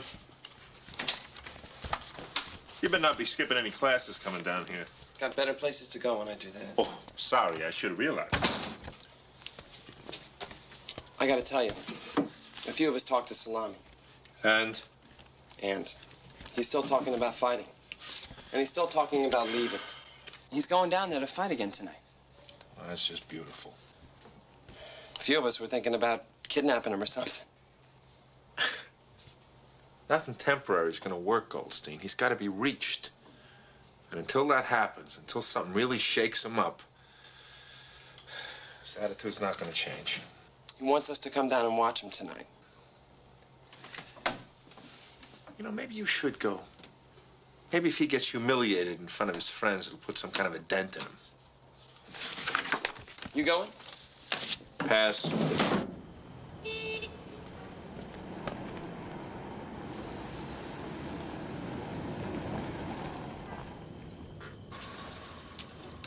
Go ahead. Run me over. After the way I lit into you this morning, I got it coming. No, I think maybe I've got it coming. Oh? There can't be any absolute cutoff point. Things don't work out that way. You know, we're both after the same things. We just go about getting them a little differently. Coming back from a long lunch, huh? Mrs. Petrino. Oh, so the lady practices what she preaches, huh? You get anything at all? Well, for one thing, I don't think Mario hates his father. I think he's trying to emulate him. What makes you say that? A combination of things. Similar patterns, mainly. When you're dealing with a love-hate thing, it's usually the hate that shows and the love that's hidden. Oh, yeah? I didn't know that.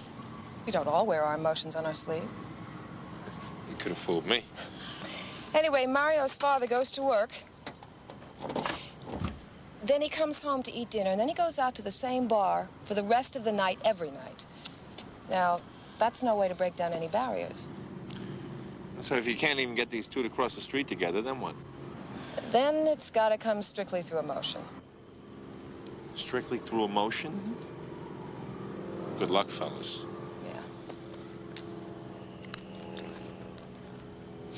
What? You know, that bar that he always goes to? Yeah. What's the name of it? She tell you? Yeah, but I don't remember. The green something. The what? Phantom thing. I think it's on Western. Green Phantom on Western. You sure? Well, of course not. Well, that's close enough. I'm putting you up for a race. ¿Qué pasa? I need a favor from you. And from Carlos.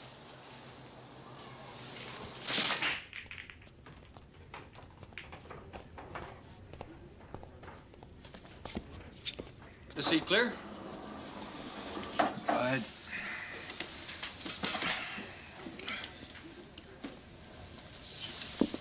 You're a bug, yeah? Right? The nose. You can always tell by the bend. Me, you can't tell too much, but I took a few shots just the same. Beer? So what did you fight at? Light heavy? Welterweight. Me too. Huh? I beat Juan Carrera, Mexico City, in 1954.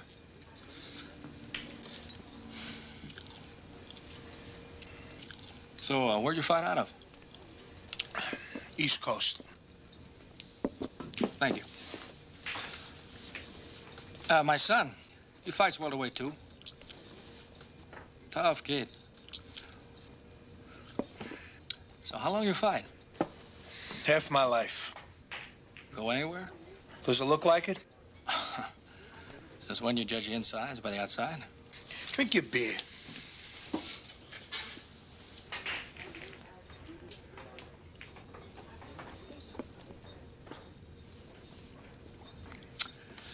I guess maybe you were a bleeder.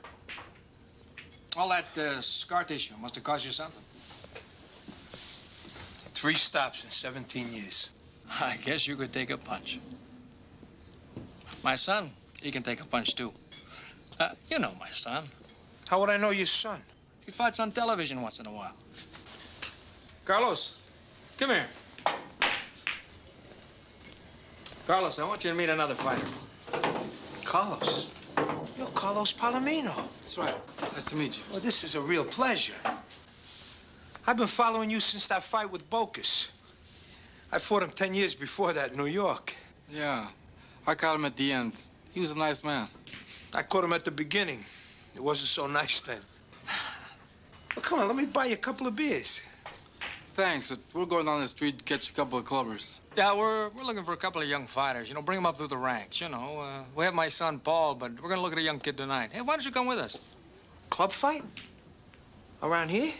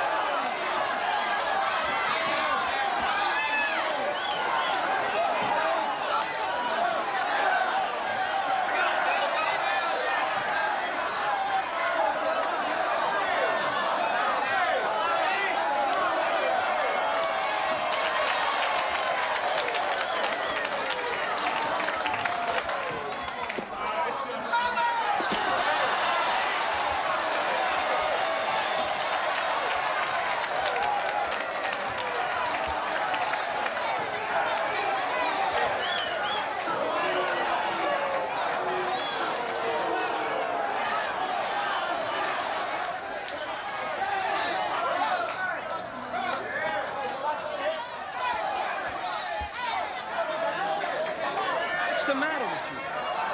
Don't you remember anything I taught you? You gotta protect your ribs. He's killing you with body punches. When you throw a jab, you gotta bring it back right away. You know that. You also drop your right whenever you're leading your left hook. Get on your toes. Don't fight flat. Keep circling. Get your breath. Inhale, exhale. Inhale, exhale. Atta boy. Don't get over anxious. When you stick him, you're rushing with the right hand. You gotta set up the combinations before you go with them. Jab and hook, jab and hook. You understand? He's telegraphing his punches. Don't block him, slip him. Just like when you was a kid. Step inside and work the gut. Pound away at that gut, at that midsection. That'll bring his hands down. Then you can send this joker to dreamland.